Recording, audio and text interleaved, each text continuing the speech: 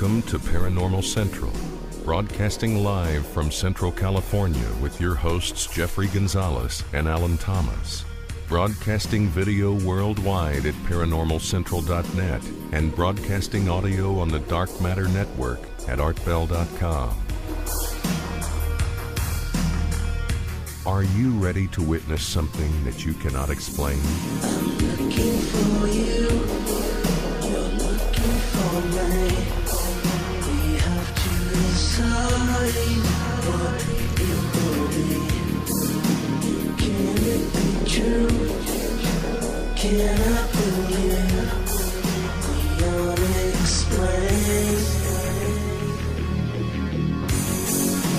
Look into the sky.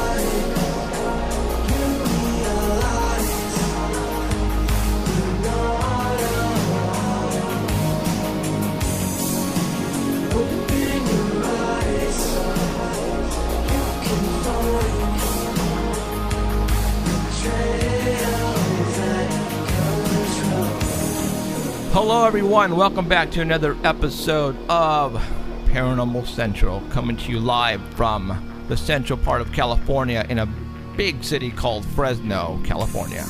My name is Jeffrey Gonzalez. I am your host of Paranormal Central and also the founder of a group called the Sanger Paranormal Society, been in existence for over 12 years now.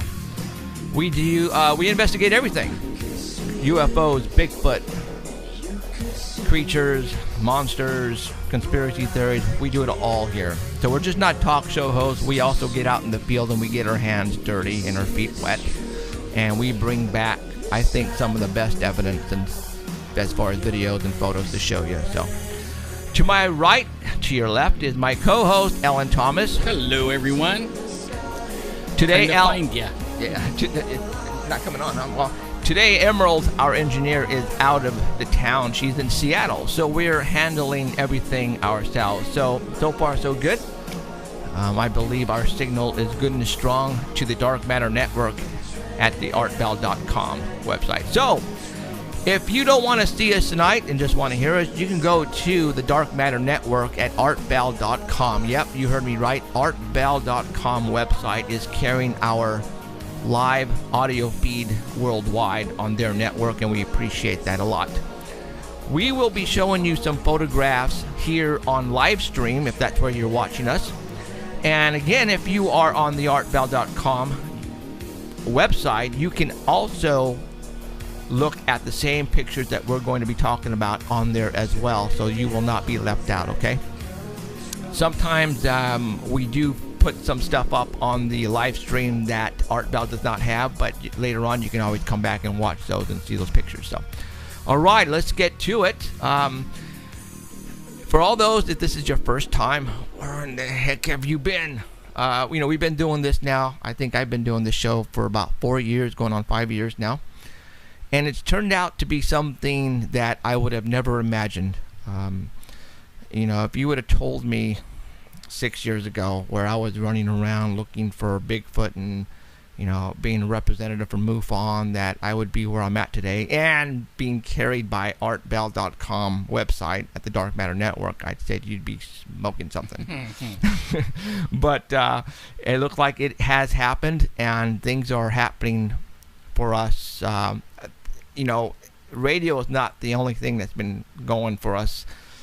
We've been doing some TV stuff, and that's actually taken off, and I can't even imagine where that's going to go here in the near future. So I like to thank everybody who's been following us and who's been watching us and listening to us at artbell.com. I appreciate it a lot, because you know what?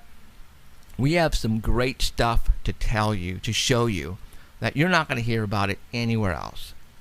The mainstream media is not going to talk about it, and that's where you're going to get the stuff here first. So, all right. Well, before we start every single show, we like to talk about a certain subject that is real dear to our hearts, and that is Bigfoot. For those who don't know, we're in the Fresno area, and just east of us is the Sierra Mountains. You got Yosemite and the Sierra National Park, the Kings Canyon. We have a lot of Bigfoot sightings up here. Bass Lake, Shaver Lake, Badger, Wishon, Courtright.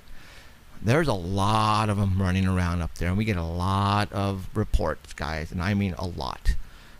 So when we talk about Bigfoot, a lot of times Bigfoot seems to overpower a lot of the other paranormal stuff only because there's an abundance of information that we need to tell you. Now, for a while, it started getting overwhelming, and not only in this area, but around the world and around the United States.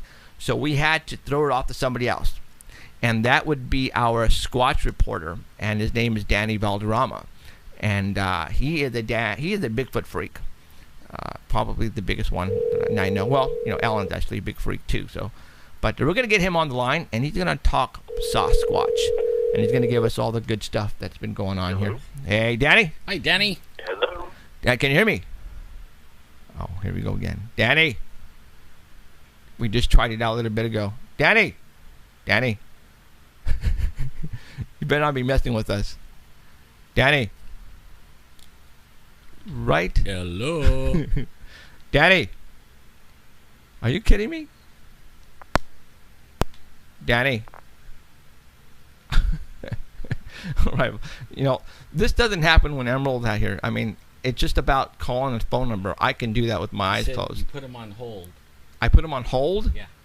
Baloney. Really, I didn't know I had bologna on there either. Like, you could put him on hold and put him on a sandwich. Danny, you sound like a robot. All right, let's try this again. Danny, I'm going to call you again.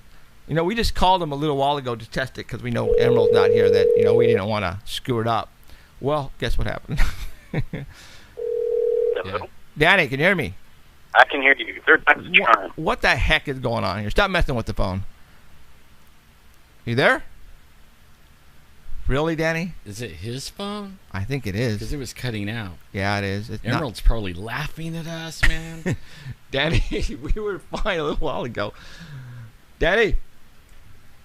Really? I think it was his phone. I think it's his phone. Maybe he has it running through the fax machine. It's cutting him off. Oh, Hear that, yeah. Danny? Yeah, so, all right, one more time, and then we're going to give you a little bit, then we're going to talk about something, and we'll come back to you. Again, we're not doing anything different that we've done every week from, this is like... Your call has been forwarded. All right, well, so much for Danny. We'll get that. You know what, Danny, you call my 24-hour hotline. How's that? Go ahead and call me right now on the 24-hour hotline. All right, so let's go ahead and talk about something before that Danny calls, and hopefully we can get through something here. Obviously, Danny's going to give us a lot of information on Bigfoot. And let's go ahead and, you know what? What's happening this weekend right now in San Diego? One of these days, I will make it to Comic-Con in San Diego. That is looks like so much fun. I have two younger kids, and, my wife and I are I don't want to say we're like Star Trek geeks or Star Wars geeks. No, we're more into the paranormal stuff than anything. But I think it would still be fun to go. And I can't wait for that to happen. Well, we had a reporter out there. His name was Ito. And he was out there taking photographs. And he was sending them back. And I was placing them on our Facebook wall. For all those who don't know... okay, there comes that. Hey, you there? Hello? Hey, now can you hear me? Yeah, I think they're trying to mess with us. It keeps on saying it put it on hold. So I don't know what that was about. I don't know what that is about either. So, okay, cool. Well, yeah. You're not on dial-up? No, I'm on my house phone. That is I weird. don't know. I know it's not dial-up either. That is weird. Comcast. That is weird. Okay. Well, you know what? You had a fax machine. We were hearing a tone. You have a fax machine? No. What? No. Dude. No fax machine. Yeah. It was giving us a like with a fax machine. Yeah. Maybe that's the government car sitting out front. Dude, that is weird. And I thought it was your fax machine coming on, but you don't have a fax machine. Who has a fax machine anymore? Dude, that's what it sounded like right now. I swear. That's how we were going, dude, you forgot to turn off your fax machine. Maybe they were intercepting your pictures. Or they were intercepting. Wow, that is weird. Like, wow, I wonder what they're sending to our bell today. Well, you know what? You said you get your phone line through Comcast, right? Uh-huh. maybe something inside the modem was just goofing up, but that's weird. Okay, well, anyways, we got you on the line. And let's go ahead and, hey, first of all, before we start, how's Trevin doing? He's doing great. He's home. He's not feeling any pain still, and he's just taking his med 3 times a day. Wow. For about another 7 days. Wow. For all those who don't know, Danny's son, Trevin, younger son, Trevin, he goes with us when we go Bigfooting, and he likes what we do. A couple of weeks ago, tell everybody what happened, dude. Yeah, he had pain for 3 days about 2 weeks ago, and then it stopped. It was like a Tuesday, Wednesday, and Thursday. We thought it was a stomach flu, and we didn't think anything of it because it went away by Friday. He said he was feeling a little better, no pain. And then by the next week, he still wasn't eating. And we ended up taking him to the doctor about a week later on a Thursday, and they did some tests. And they called us about 10:30 at night and said, it looks like his appendix ruptured, so get him to Valley Children's as soon as you can. And he had ended up losing like 20 pounds in that whole 2-week process. And they don't operate anymore. They treat the infection inside you for about 2 weeks, 2.5 weeks, and then they go back in later with a CT scan and see if the infection is cleared up. Wow. And if not, then they operate, because sometimes when it ruptures, it takes care of itself. But we got lucky because the infection abscessed and it didn't spread to his whole body. It was just like a leaking out, infecting. It still was infected, but it wasn't as bad as it could have been. Right. Yeah. And he didn't feel lost him. Yeah, Crazy. I know. And he didn't feel any pain at all, which was weird. No, just for 3 days, and that was it. Wow. Like we were all saying, somebody was watching over that kid. Yeah. Yep. I agree. Yeah, I thought it was a He miracle. might be the next president. Yeah. Yeah. I can retire. All right. Okay. Well, I'm glad he is feeling better, and Yeah, he is eating. You better be buying him pizza after pizza after pizza, right? Yep. He's had pizza for 3 days now. Yes. What kind of pizza? Pepperoni is his favorite, Oh, there you from go. different places around town. Really? We're trying them all. That's funny. So, all right, we're going to go ahead and get started with the Squatch Report for 27th of July, 2014. For all those who are on the artbell.com website right now on the homepage, or just where you see Paranormal Central, you will have the photographs. And we're going to go ahead and start on photograph number 1. And I am going to click on it here, and we have iPhone. What is that? The messaging thing, right? I mean, Yeah, it's for Facebook Messenger. When you send private messages to someone, Facebook has now added a little store there where you can get different pictures. And this one is, it's called Biggs and Yeti. It's from Richard Perez. And if you go to the when you send somebody a private message, if you go to that box down at the bottom, and before you start typing in, there's a little smiley face in the right corner. So what you do is you click on that, and then a new screen will come up, and then there's a little basket in the corner, and that basket is for what they call a sticker store. So you click on that, and then about halfway down, you'll see all these stickers. There's a whole section for Biggs and Yeti, and there's 52 different little pictures that you could post, and it's free to download. But you can just add Bigfoot to your messages. It's pretty cool. Facebook is catching up with things that are popular. right. And Bigfoot is definitely one of those. There's the Bigfoot down there at the bottom right-hand corner. And All right. you can also use it for to update your status. So if you go, when you click on to update your status, Right. you click on the smiley face again, and then you go down to the bottom of that little section there, and it says looking for. You click on that, and you either type in Bigfoot or Sasquatch, and you'll see him down at the bottom. And then when you click on it, that's picture number 2 and 3. So if you look at those pictures, you'll see what I'm talking about on picture number 2. Right. Picture number 2. Down at the very bottom, Bottom right-hand corner, right? there's a Bigfoot. Right. And then picture number 3, when you click on it, it'll say on your status that you're looking for Bigfoot. There it is. Very cool. I tell you, Bigfoot is definitely one of those paranormal subjects that a lot of people like to talk about. And I think more than UFOs and ghosts. I think Bigfoot, for some reason, why is that? Why? It's popular right now. It's the thing to do. Everybody wants to do it. You go out, and people you never thought that or are interested in the subject say, "Oh yeah, I have somebody going out there and looking for Bigfoot," or "I want to do it." It's the thing to do. Well, at the Comic-Con, it was like really popular, man. I mean, they were looking at all the pictures and the footprints we brought. Oh, you mean not at Comic-Con? You mean at the Possessed Tranquility thing? That too. Oh, you mean at AmiCon? Oh, yeah, whatever that was. Yeah, okay. It was kind of weird, whatever it was, you know. But I mean, it was popular, real popular, big time. And I heard there's a big turnout for that too. Yeah, it was a lot of people. So, all right, we're going to picture number 4. Picture number 4 is Western Family Products. They're a Canadian brand, and it looks like Bigfoot is invading Canada too. This is a picture from Lance Hybeck. He lives in Grand Forks, British Columbia, and he happened to go into the grocery store and sees Sasquatch Trails ice cream. What? And it's only in Canada right now, but keep your eyes open because I'm sure it's going to be here pretty soon. Wow. What flavor is that? It looks like vanilla with some kind of nuts in it, looks like. And bacon, I believe. But yeah, Bigfoot's showing up everywhere on beer, air fresheners, Slim Jims, anything you can think of, they're putting them on there. Beef jerky, like wow. Yep. Wow, so that's pretty cool. Yeah, very cool. Peanut collector's item there. Yes, so I know. You know what? Hold on, I'm going to show everybody. I actually can read it now, and we did a little bit of studio work, and we made the video clearer, and now I could read that. I'm happy with it. Really? For those who are, oh no, you can't watch this. Let me go put it. Hold on, I'm gonna put. I just grabbed a can off the shelf, and for all those people who are watching right now, Olympia Beer put out a can, and it had a Bigfoot on there. And that was here in Fresno. I grabbed some. I gave you one. You got one, right? Yeah. I think I gave Danny one too.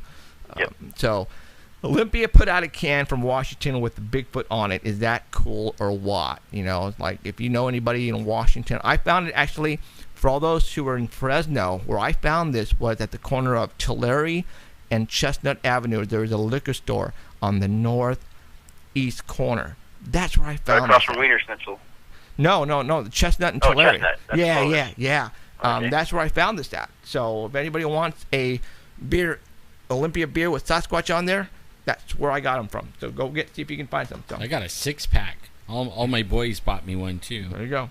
So, all right, let's go. So ice cream on its way down. Yep. So now we have to look for him in the stores too, not just in the mountains. Yeah. It's crazy. All right, we got a. The next picture is picture number 5, and we got a gorilla. What are we talking about? This gorilla picture is taken by Michelle Clayova, and this is from the LiveScience.com page. This was posted on July 9th of this year. These researchers were working in the rainforest of Central Africa, or the Central African Republic, and they followed a silverback gorilla for 12 months in the rainforest. Mm-hmm. They were trying to check out different ways that it communicated and see if there's anything to it. And they saw that the gorilla lived in small groups with multiple females and their babies. And if one of the babies was a male, when it reached maturity, it would leave the group and roam on its own until it found its own harem and became a powerful silverback. And these gorillas, they noticed, communicated with several types of vocalizations. And they never thought that they would communicate with smell, but then they began to notice that it was trying to. And this was first noticed by Diane Fossey when she followed her own gorillas around. She noted that each one had their own unique, pungent, musky smell to them, so she could recognize them. So every time these gorillas encountered another gorilla coming in there, the researchers would be able to smell the gorilla that was standing there, and it would raise the different kind of strong, musky scent, letting the gorilla coming in know that he was there and he was in charge. So they thought that was strange, but when there was a larger gorilla that would come near the silverback, there was no smell, and the silverback would kind of hide back in the shadows. So if he didn't think that he could take this person coming in, there would be no scent. So if he thought he could take him, there would be a scent that he would put out. So the researchers were also noticing that the smell of his scent would change depending on the situation that was in there. So if the baby was near him, there would be a different scent.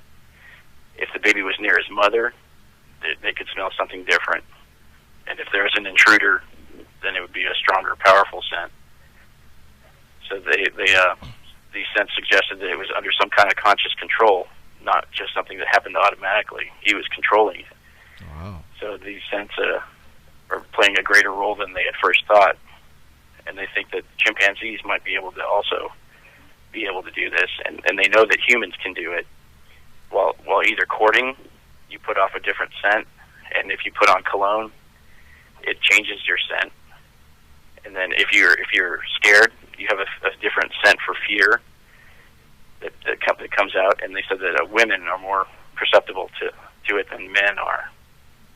But everybody has their own scent. So really? That's why if you're a blind person, you can smell who's in the room. You don't have to see them. Wow. I never thought of that.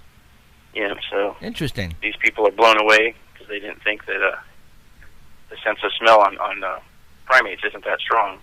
So they didn't think it was a way that they could communicate, but it apparently is.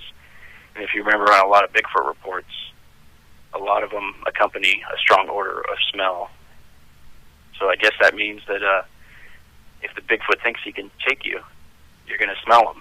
And if he doesn't think he can take you, then you're not going to smell him. Ooh. So if you have a big gun, no smell. Yeah. If you don't have a gun, get out of there. You better get out of there. Quick. And you know what? Since we've been doing this at the spot, we haven't smelled anything at all, period, since we've been going to that location, only because we've always been with more than 3 or 4 or 5 people. Now, I wonder if you're by yourself, and what we got to do is maybe because he thinks he's outnumbered. You're so right, he's not going to put off a scent. Exactly, and he's going to pretty much hide away and not let you know he's there.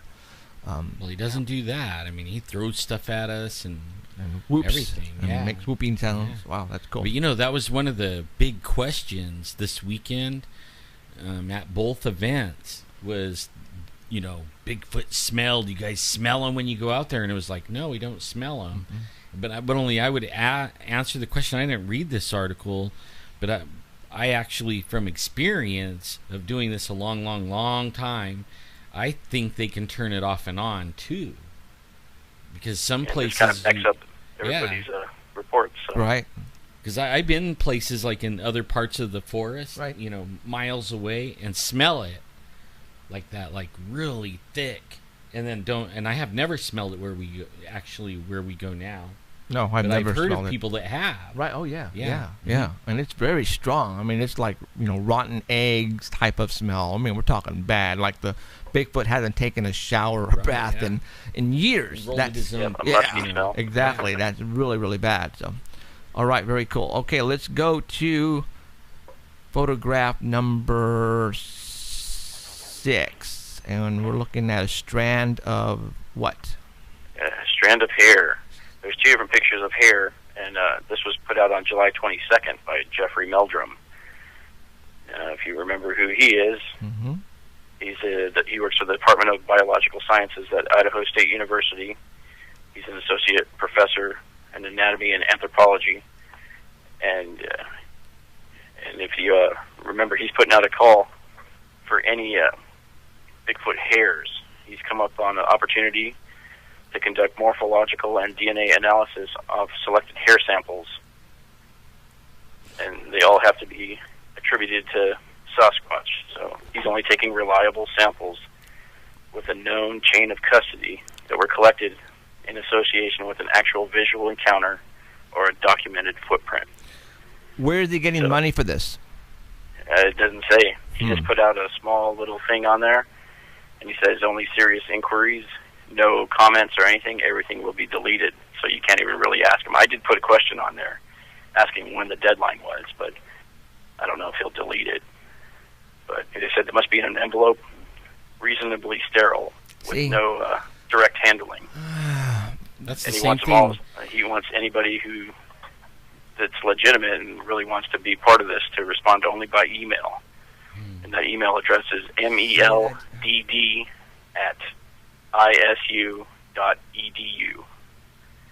and he'll get back to you and let you know how and where to send them.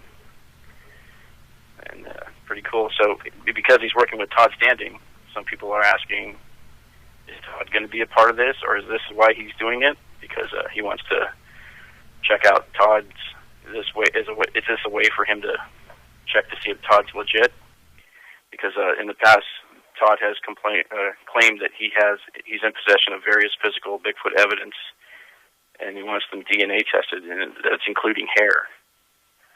So we'll have to see if he actually does test it and how he's going to test it. There's a picture of Todd Standing and of Meldrum that I included. Right. That's the same thing that Sykes did, and then all he found was bear. He was only taking so maybe hair he didn't trust only, that one. You know. He wants to do it himself. And that's what scares me, you guys. Jeff Meldrum is very reputable, but if you have what you think is the smoking gun that's going to prove without a reasonable doubt that you have hair from a Sasquatch, let's just say, it swung at you and you moved your arm and you grabbed a large chunk of hair off of it and you ran, and now you have it in your hand, so you know for a fact that it's real, and you're going to send it in the mail to somebody like Jeff Meldrum, which again, he's very reputable, but something like this, how do you know? I would not want to do that. That scares me. Well, if you have a handful of strands, you can send him one. Yeah, but that scares me. Now, I bet we could find some. Oh, yeah, but because we really never looked for hair. No. We're looking for him. Right. Yeah.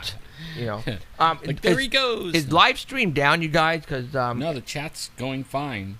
Okay, so it's just no video for me. Okay. No, it's going good. It's all good. Okay, right on. Okay, and we got again right now. There's a little piece of trivia here. Okay. A Paranormal Central trivia for the picture that Jeff Meldrum is using on his Facebook page. On his Facebook page? Yeah, on his actual Facebook page that goes around the world. Would that picture happen to have been taken by you? No. Oh. It was taken by you. Huh? Yeah. I was in the picture. I got cropped out of the picture. Well, you took it. It serves you right. Then it got cropped. It serves you right. Really? It's on Facebook? I was in that picture, and I got cropped out, and you were the one that took it. No you took way. It for me. Okay, I got to go. Hold on. Oh, you mean... that was taken in Felton on the Bigfoot Discovery Days that we went to. It was with your camera, though? Yeah, it was with my camera. Oh, so okay. Well, then technically it's yours because it's your camera. I was going to... Man, got cropped out of his own picture. That sucks, man. Lawsuit, dude. I tell you, a lawsuit. I'm in it, but I'm smiling, and you can't see it. Hold on. You've been defaced. Hold on. I've got. I just pulled it up right now. I'm going to see if. Oh, yay, video. I don't see the picture. Where to go? It's on his main page, the one he uses. It's the one where he's signing a book, huh? Is that what it is? Yeah. Well, he signed the autograph books that we gave away. Yeah. Right on. Okay. Well, that's cool. Yeah, that's funny. So, all right. Well, okay. We got the Todd Standing picture up right now. Are we done with this one? We're done with that one. Okay. Now let's go to Todd Standing's evidence. And now we're going to go to Danny number 9, and that's the head of a look like a painting or a drawing of a Sasquatch by Arturo Balacero. This is from Tom Cantrell. I don't know if you. I can't. This was posted a couple days ago, or last week sometime. It was from a sighting that took place on June 17th. And Tom Cantrell and 2 other people were in the car, and they were coming from Willow Creek to Orleans, which was a 2-hour ride. Even though it's only 67 miles, it's through the mountains, so you're going back and forth and switching up and all that good stuff. Mm-hmm. And after their sighting, they connected with Sean Parker, who put them in contact with Arturo Balacero, and he's an artist who created this drawing here. And it's a description. From the description that they all gave, he gave this. He drew this, and it matches what everybody saw. That doesn't look like a Bigfoot. That looks like more of a caveman. Yeah, like human type. Yeah, caveman type things. that looked like a homeless person. It kind of. Yeah, kind of looks that like why doesn't. nobody shoots one. That doesn't look They like don't know what the heck it is. Yeah, that doesn't look like a Bigfoot to me at all. Not from what we have been told and seen and photographed. That doesn't even come close. See, now this would be good, like for what I saw, if you brought the hairline down closer to the brow ridge, and then you brought the hairline up, like to the nose level, and he was completely black with just only his eyes showing skin, and then that's what I saw. Right? It would look like they were all awake. You know. They were all alert. Well, Arla, who's in the back seat, she was asleep.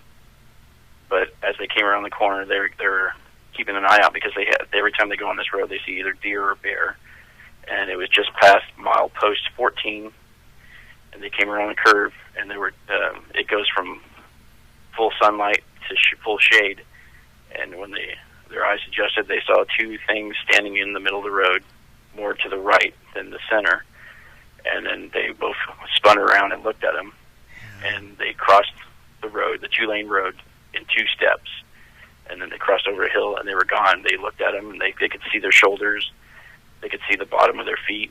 They said there was no hair on their face, no hair on their feet, and they stood about 7.5 to 8 feet tall.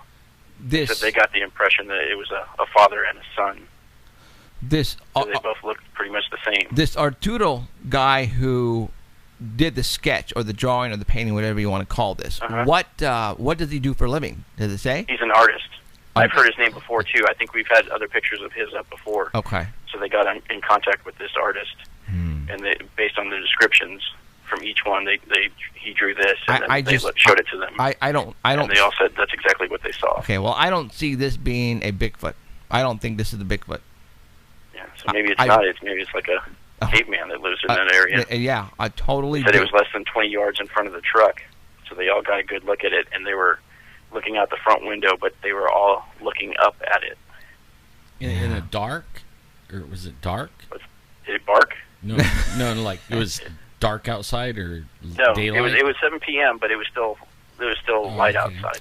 I see. This does not. It does not. When people describe Bigfoots, this doesn't even come close. This is more. They were massive creatures, though. Yeah, this is big shoulders, and 8 feet tall is pretty darn big. And that's what they said this thing was, 8 foot. Yeah, 7.5 to 8 feet tall. Wow, I don't know then. Well, it was Arla Williams, right? Yeah, Arla. Okay, Arla Williams and Jackie. I don't know Jackie's last name. Yeah, she was in the front seat. Arla was in the back seat. I don't know. I don't know what to say about this. They've had, like, Arla. I mean, she wrote a book before she even had her daughter, Autumn. She was having contact with Bigfoots forever. Autumn Williams? Yeah.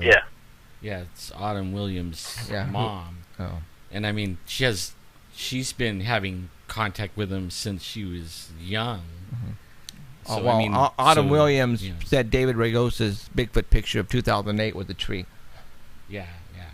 So that's how much I'm going to give credit to those people right there. Well, she's actually, I mean, a lot of people might not know, she actually is having health problems. Yeah. Really bad. When that spiteful stuff is like getting to her. Yeah, when David Ragosa's photograph came out in 2008, the one I was with him the day we retrieved the SD card from the camera, and we posted it on Facebook, and everybody was just saying it was a bear or a tree. It was a tree. That's what Autumn Williams said. It was a tree. And you know what? Right after we talk with Danny here, I'm going to show you those pictures because I actually have them up, and I want to show you guys those pictures. So. Yep, and we all went to the site too. Yes, so that's there's no tree there. There's no tree there, man. Come on. So, all right. Anything else, Danny? That's it. All right, Mr. Danny. We shall talk to you next week and tell Trevin to keep eating. All right. All right, man. Thank you. Guys. Right on, Danny. We'll see you later. Okay, see ya. Bye. All right. So that was Danny Sasquatch Report for 27 of 2014. Okay. Do I want to go there right now? On pictures? Sure, since I was talking about it. And again, it was something that just came up at the very last minute. I placed them on here.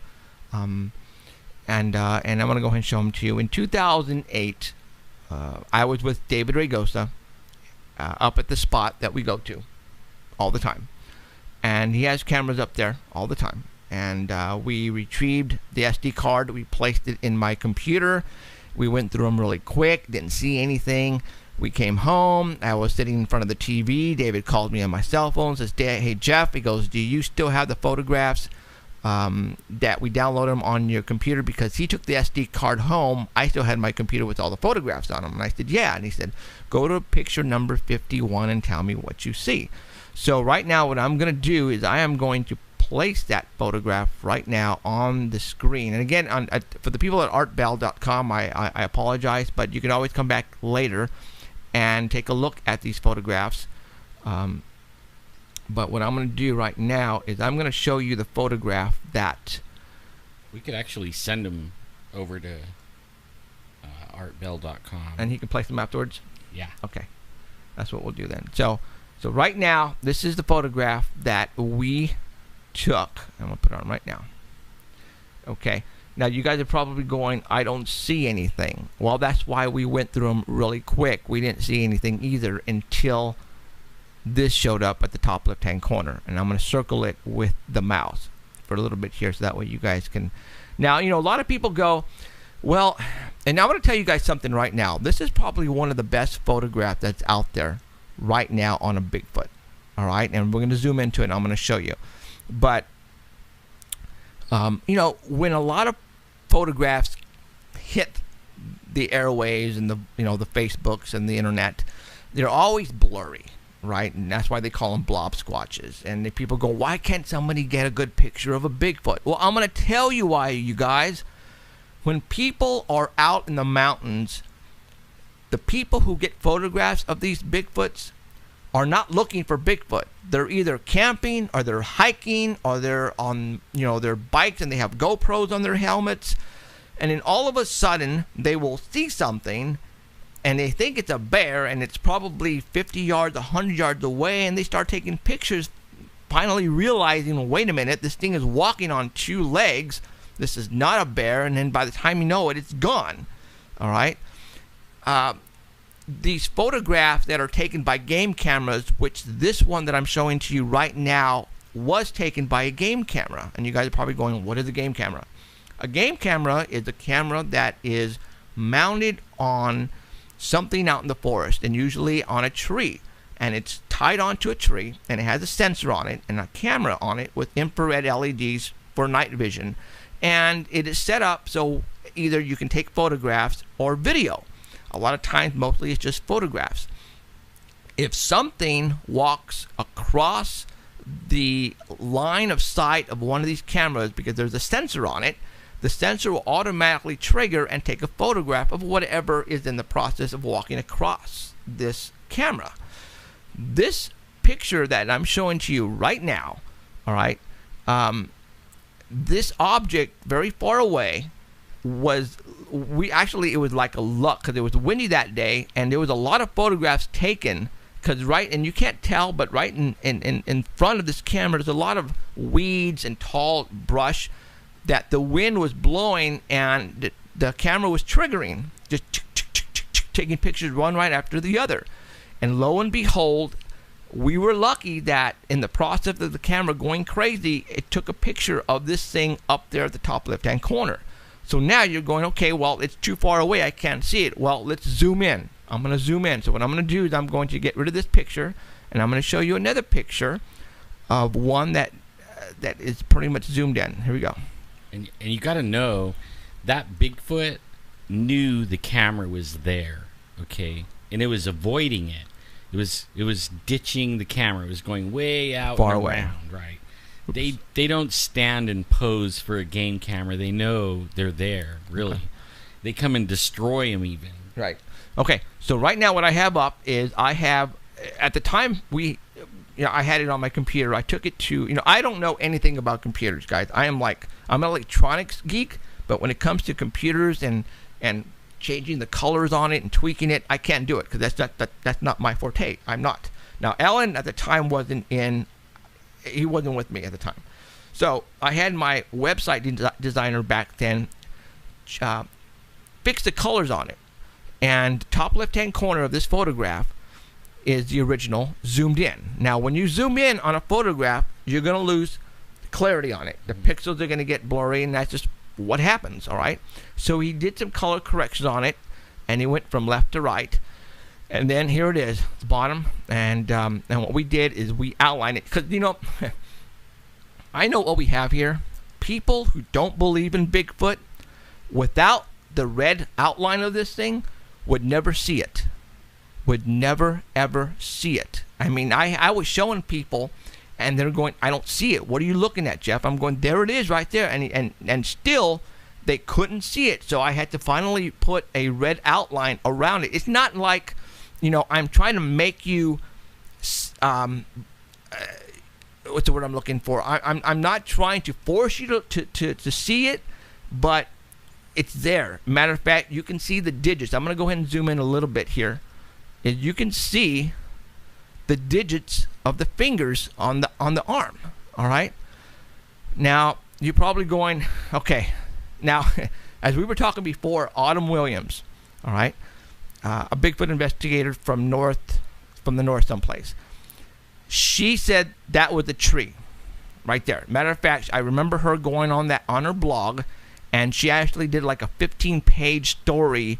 Getting the tree. Here's the tree. It's not a Bigfoot. You guys are smoking. This is not a big. It's a tree. She didn't even say it was a bear.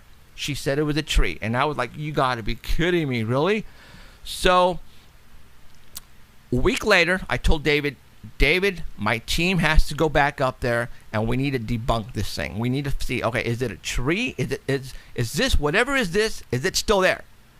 We need to go back and stand in the same place and get the height and everything, because that's what we need to do, so we can basically show everybody the exact spot without this object being there. So we did. We went back, and we went to the spot. Sure enough, the thing was not there no longer. Okay, so what I'm going to do right now is I'm going to show you me in the same spot. And Emerald was with us at the time, and matter of fact, my wife, Cheryl, was also there. And we figured out the exact location on where it was walking up a hill.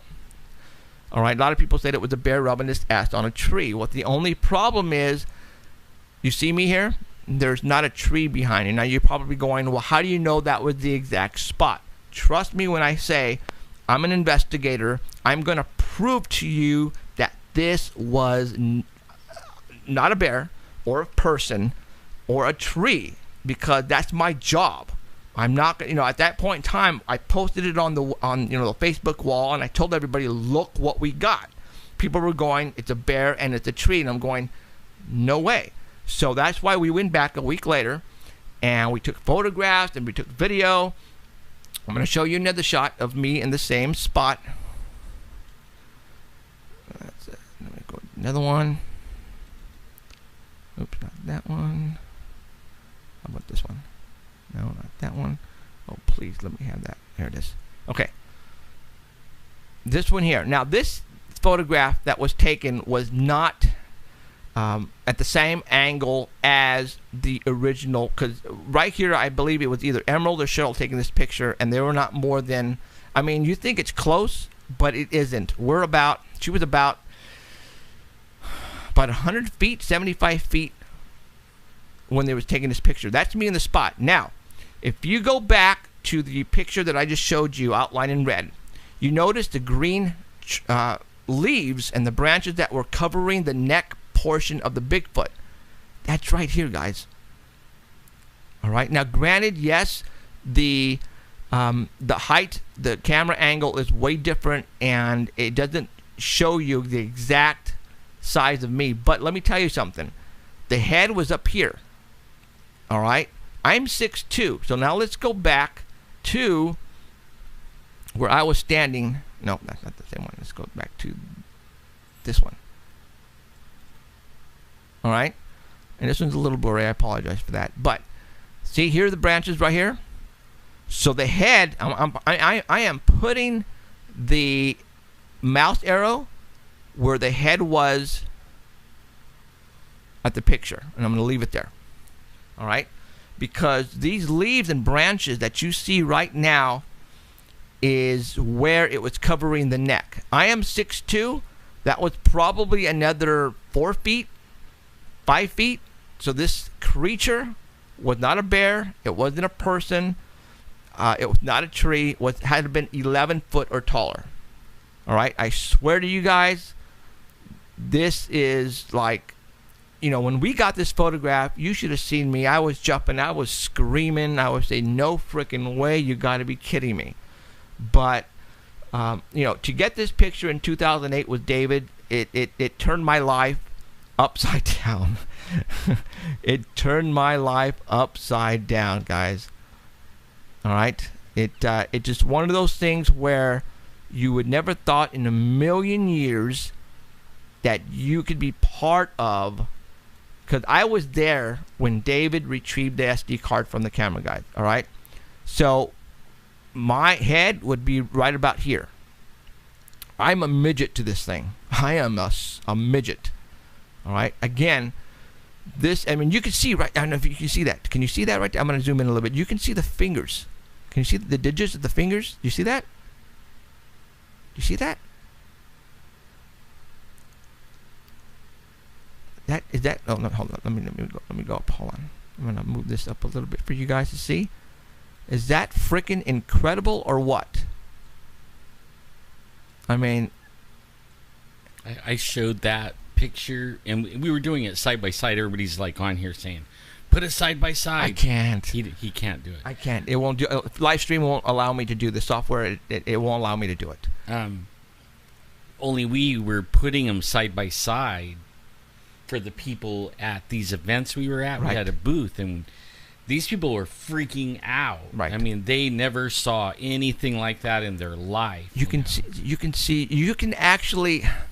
You can almost see the nose and the mouth, and even the possibility of the ear, guys. A lot of you guys probably didn't even know we had this, only because this is old news to us. Right. You know, this is somewhere on the. I don't even know if it's on the website, to be honest. Yeah, I think it is. Yeah, I think so. Or maybe not. But if it isn't, we need to put it back on there.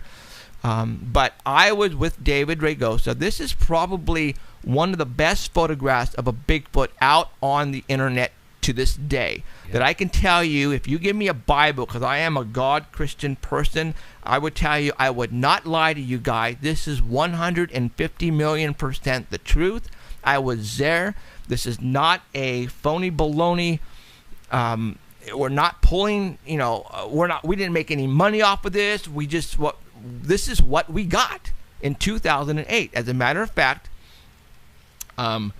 we went, I don't know if I can say it, but David and I went on Coast to Coast about a week after this is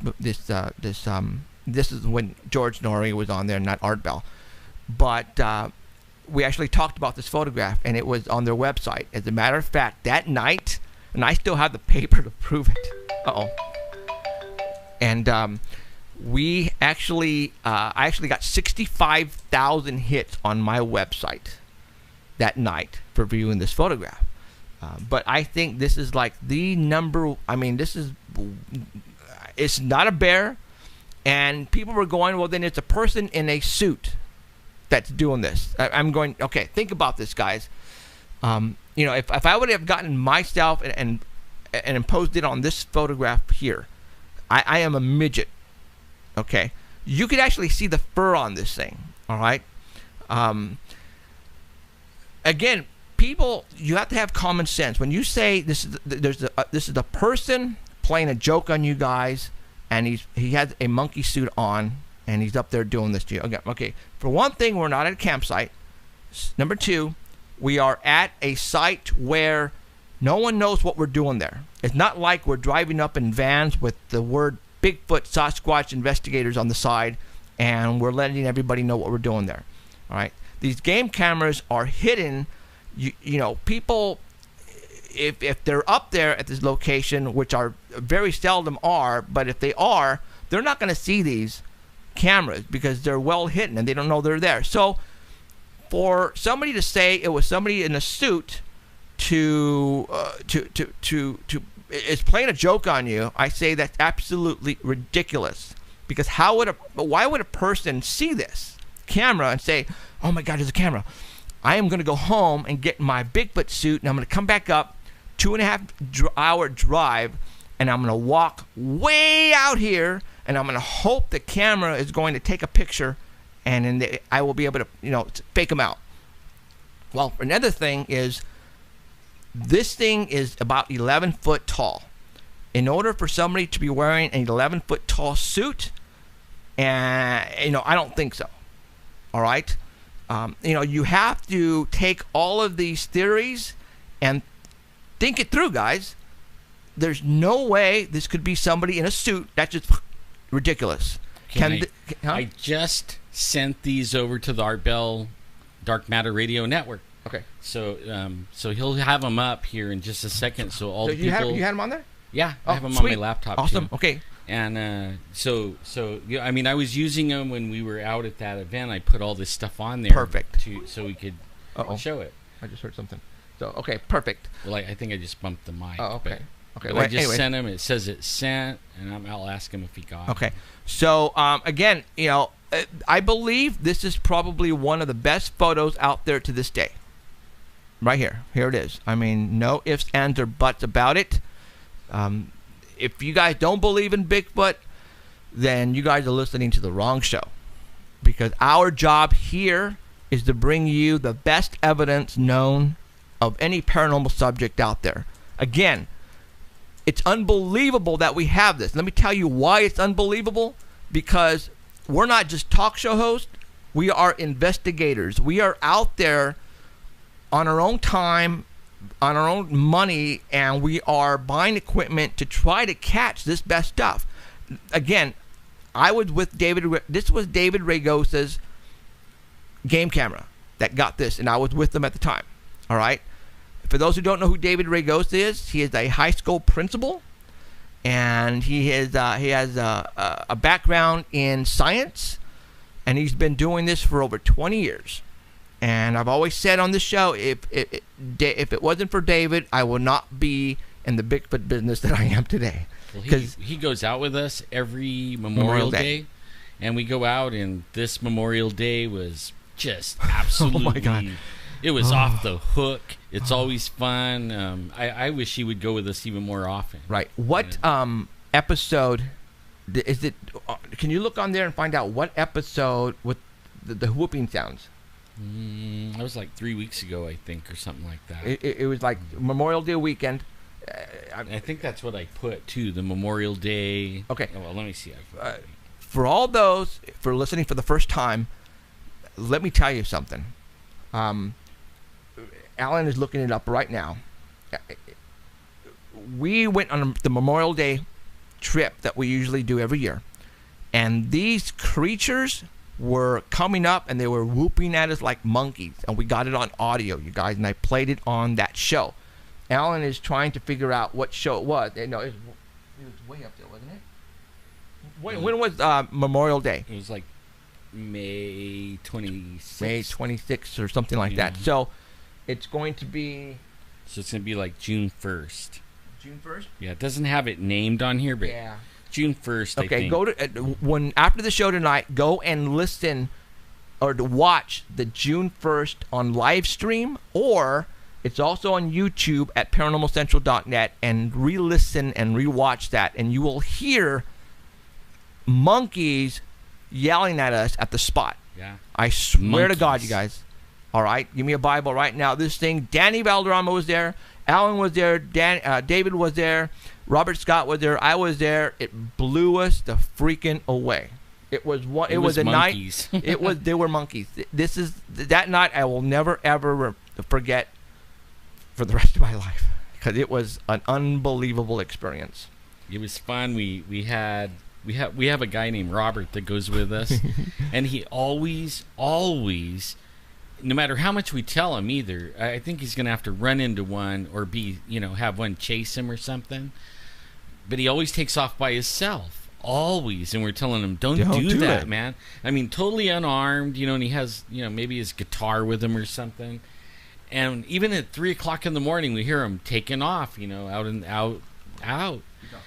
Well, he goes out there, and we could see him like flashing his light. The next thing we know, this monkey is moving towards Robert, and you could actually see Robert moving around, and then you could hear the monkey getting closer and closer, and pretty soon it sounded like he was only like a few feet away from Robert. Next thing you know, you see Robert's light hoofing it back towards us, right? Like bouncing through the trees. And he came back. I was like, Robert, what did you come back for? He goes, it was coming for me, man. Yeah. We are changing people's minds on this subject. And the reason is because stuff like this is what we're getting. Because David's found the spot. David found the spot. And there is no reason for us to go anyplace else because David found the spot. Okay, now, for all the people that have been listening on the Dark Matter Radio Network, it is out on the Dark Matter Radio Network Twitter feed. So all you got to do is go to the Twitter feed on Dark Matter Radio Network, and you will see the picture that we've been talking about. And you'll be amazed. I mean, it has a hand and a head and big shoulders, and I actually think part of it's cut off by the tree. I don't think you're seeing the whole thing. You know what? Really. I think you're right. Like the butt part, huh? Yeah, he's like behind the tree a little bit, and so you're not seeing the whole entire creature. Did you send him, by any chance, the photograph of me? I didn't. That part I didn't have. Okay, on here, okay. But only the main thing I wanted to get was that picture right there. You know what? Too Yeah. with the app that I have on there, I could actually put 2 and 2 together. Right? Yeah. I could even do that. Well, then, then that's what we need to do so we can show people. But that's you guys, actually a good idea. You guys, what we are showing you right now is absolute. And then you guys are probably thinking, no, you guys are making this up. No, we're not, guys. This is for real. All right, this is absolutely 100% for real. I'm actually working on, and we'll have to play it again when I get it done. I mean, it went on the back burner because I'm working on the website, and then I've been having a little bit of health issues, so that has even slowed down. But only I'm working on these screams, and I upped the volume on them only during the scream part, and I uploaded that to YouTube. And I have a link to it on paranormalcentral.net. So you could go to paranormalcentral.net and then link over to YouTube and listen to this. The first couple of them, hard to hear. You know what I mean? It's hard to differentiate background noise to the actual roar. Mm-hmm. But when you get into the 4th or 5th, 6th roar, you're hearing something roaring at you. I mean, it is absolutely something. I remember. Roaring. I remember when we were out there, Danny, you, Robert, and myself, and when these things started to roar at us, it was, and again, I use the analogy of King Kong, coming down. That's what we felt it in our stomachs, and we were freaking out. All 4 of us were freaking out. Robert was cussing up a storm. He was. In the video, I left all that in there. I cut out a lot of noise, but I left in the reactions and the roars, because sometimes people can't hear the roar until they hear the reaction. The reaction after, and then they can roll it back and they'll hear it. You know. Right. But yeah, Robert's reaction's got to be bleeped. Oh my God! It was again. T-shirts. As a matter of fact, Alan was on a radio show on Friday, and the engineer asked the host to ask Alan a question, because I guess the host actually heard a rumor going out there in internet world about a statement that we said a month ago. And now everybody seems to be writing on that statement, and that statement was, the question was, are we going to kill a Bigfoot? And the answer is yes. And there's a lot of people out there who do what we do, and they go up to the mountains and go up to the hills for hours and days and just walk around, crawl around, hike around. But the problem is that those people who do that, they're not at a location where for sure they don't know if there's Bigfoots around, right? We have a spot where the Native Americans told David that if you want to see these creatures, then you need to go to the spot. This is where we've been going. That's why we've had so much luck. For example, the photograph that you are now witnessing right now on the screen. Second, the roars. Third, the whooping sounds like monkeys. And don't forget the image that was left on the windows of my truck was at the same spot this all occurred. The impressions on my windows. For those who have seen the Monsters and Mysteries episode, the windows, this is where it all happened. All right? Even, footprints. We find them all the time. We're tired of casting them because there are so many. And no, it's not somebody running around barefoot with no socks and no shoes on, because the feet impressions are way bigger than a human will be. They're bigger. Like, say you're a size 13 boot. With your boot on, they're bigger than your boot. And on the width part, too. Yeah, so, it's no way, all right? And we could bring them. We could bring 100 in here or take them out, and everybody will go, oh, that's kind of cool. But it doesn't change anybody. Right. That's why somebody has to bring one. Right. And if they don't bring it, pretty soon... Now, what do you mean by bring it? Like, bring in a body. There you go. Science needs the body. Congress needs the body. All the lawmakers need the body. I mean, it'll verify that these things are real. It'll start the process of making them endangered or protected, so that people just can't go out willy-nilly shooting at them. Because once they find out they're real, there's going to be trophy hunters then, the serious hunters. Right. They're going to go out and really take, they're like, man, I don't got one of those hanging on my wall. Right. I mean, serious, there will be. Right. I mean, what's his name? Ted Nugent. He'll be one of the first ones, man. Absolutely. Like, I want to take him with a bow. Yeah, right. Now you guys are probably going, okay, so you say you're going to kill one. Well, how are you going to do that? Well, during the daytime, it's not the time that you're going to see these creatures. It's at nighttime. But the only problem is the past is we've had equipment, but not the right equipment. Well, guess what? Fleur sent out a message on Tuesday of last week stating that the app, or actually the case and camera app for the iPhone is out. And as soon as I got that alert on my phone, I went to the website and I ordered it. Boom! I think I was probably the first one who ordered the Fleur camera that fits on the iPhone. Well, guess what? I will be receiving this right around August the 14th to 15th, according to the website. You guys, I'm telling you right now, we will be able to finally see what's 30 feet from us, because we hear them that distance of a length from us, 50 feet, 75 feet, but yet we can't see them because it's too dark. So with the Fleur, we will be able to identify, is it going to be a deer? Is it something else? Or is it the Bigfoot? Well, man, it's going to be a shocker, because like the last time we were up there, this thing went around our camp. I don't even know. I quit counting. I mean, I quit counting at 5. It actually, it started going into the hours, right? Like a couple of hours, these two things were going around our camp. And first hour, they were monkeys. Second hour, they were owls. And they were pretty darn good owls. Right. Only they sound like they were like 10 feet tall owls, right? I mean, it was, I'm getting goosebumps. It was creepy. It was awesome. But it'll be, you could hear the footsteps. Like we have these, we have the parabolic mic, and you could hear the actual footsteps. And Trev, the one that just had his, Danny's son. Yeah, Danny's son. He was with us, and he had these parabolics, and I was standing, I don't know, 30 feet from him. I remember that. And all of a sudden, I mean, it's nighttime, and I could see his whole face, and we have all the lights out. There's just a little bit of moon.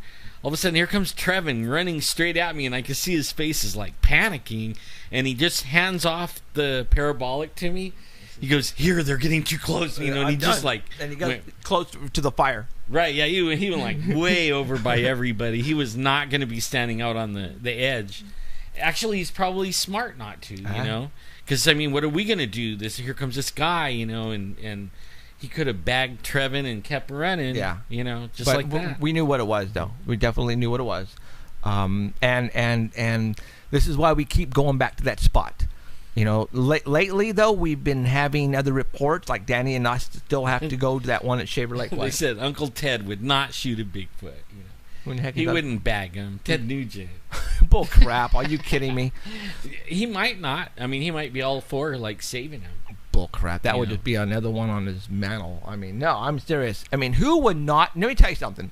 I mean, again, it's all about proving the existence of a Bigfoot. What do you think? Now, obviously, we have plans when this happens because we know eventually it's going to happen for us. Because now with the flurry, you guys, I can tell you right now, me and my 30-06, I'm a good shot. I've been, trust me. Okay, never mind. There's a really good chance. We need like 3 more 30-06. Yeah. So you know we're gonna be well protected. But anyways, I lost my train of thought. Doggone it. Well, anyways, yes, it has to be done. It has to be done. It does. We have to bring in a body. We have planned when this happens. We've been planning this for a long time on what to do, where to take it, who's going to study it, how do we bring it. You know, it's going to be hush hush for a while. Because I can tell you right now, if we do get one, the government is going to want to take it away from us so fast because they don't want to prove the existence of Sasquatch. The government knows they're there, guys. Trust me when I say that. You know, we've had a archaeologist, right, Kathy Strain, on our show. Pretty much, she knows their fact. That's 100% true. She even said that they're going to even try to find one and shoot one to bring it to because science. Might beat us. They actually know where they're at. Yeah, just like us. You know, just like us. So it's you know, everybody. Right now, it's a race. It is a race, guys. That's exactly right. Texas Squatch. Right. On chat, he said, where there's one, there's 2 or 3. And in my experience, I mean, when I first saw one, I only saw one. But as we investigate, we're finding out they run in 2 or 3. They have little families. Yeah. And, you know, you shoot one and you're going to deal with that family, you know, like. Yeah. That's the only reason I won't take a pot shot at one, because I know, you know, there'd be one behind me too. Yeah, there's got to be 2 other people with me armed, and I mean well armed. If I take one down, then these others better cover me. But no, we have contingencies, plans, and the whole 9 yards. So the time is going to come. I even said something, I think, on Facebook that this year, I'm hoping this year is going to be the year. So they say, like, see, the only thing I worry about is if the government tries to do this thing about saying they're human, and then, you know, coming at you later like you shot a human, you know, or you're going to prison type thing. Because I mean, the DNA comes back human, right? You know, that it's not all the way human, but only you got to think of it like a chimpanzee. There are closely related relative, they say, right? DNA wise, they come back way human also, but they don't even look anything like it. And they're not human. What's up there eats humans, right? And I think the government knows that. You know, so I mean, I know that it'll be hard to prove in court, but I still think one needs to be brought. Yeah. It just has to. Right. I think you're right. So, and I think there'll be people that are with us in that mode of thinking that would help us fight charges that the government might trump up on us. Well, and again, we have plans, guys. Trust me, we have plans. So, all right. So there's your Bigfoot photographs that has been around for 6 years, and a lot of people have never seen them. And I wanted to show you them that, you know, we know where these things are at, and they are extremely dangerous. We'll see what happens, okay? All right. Now, to my list. You know, a lot of people, again, love this stuff.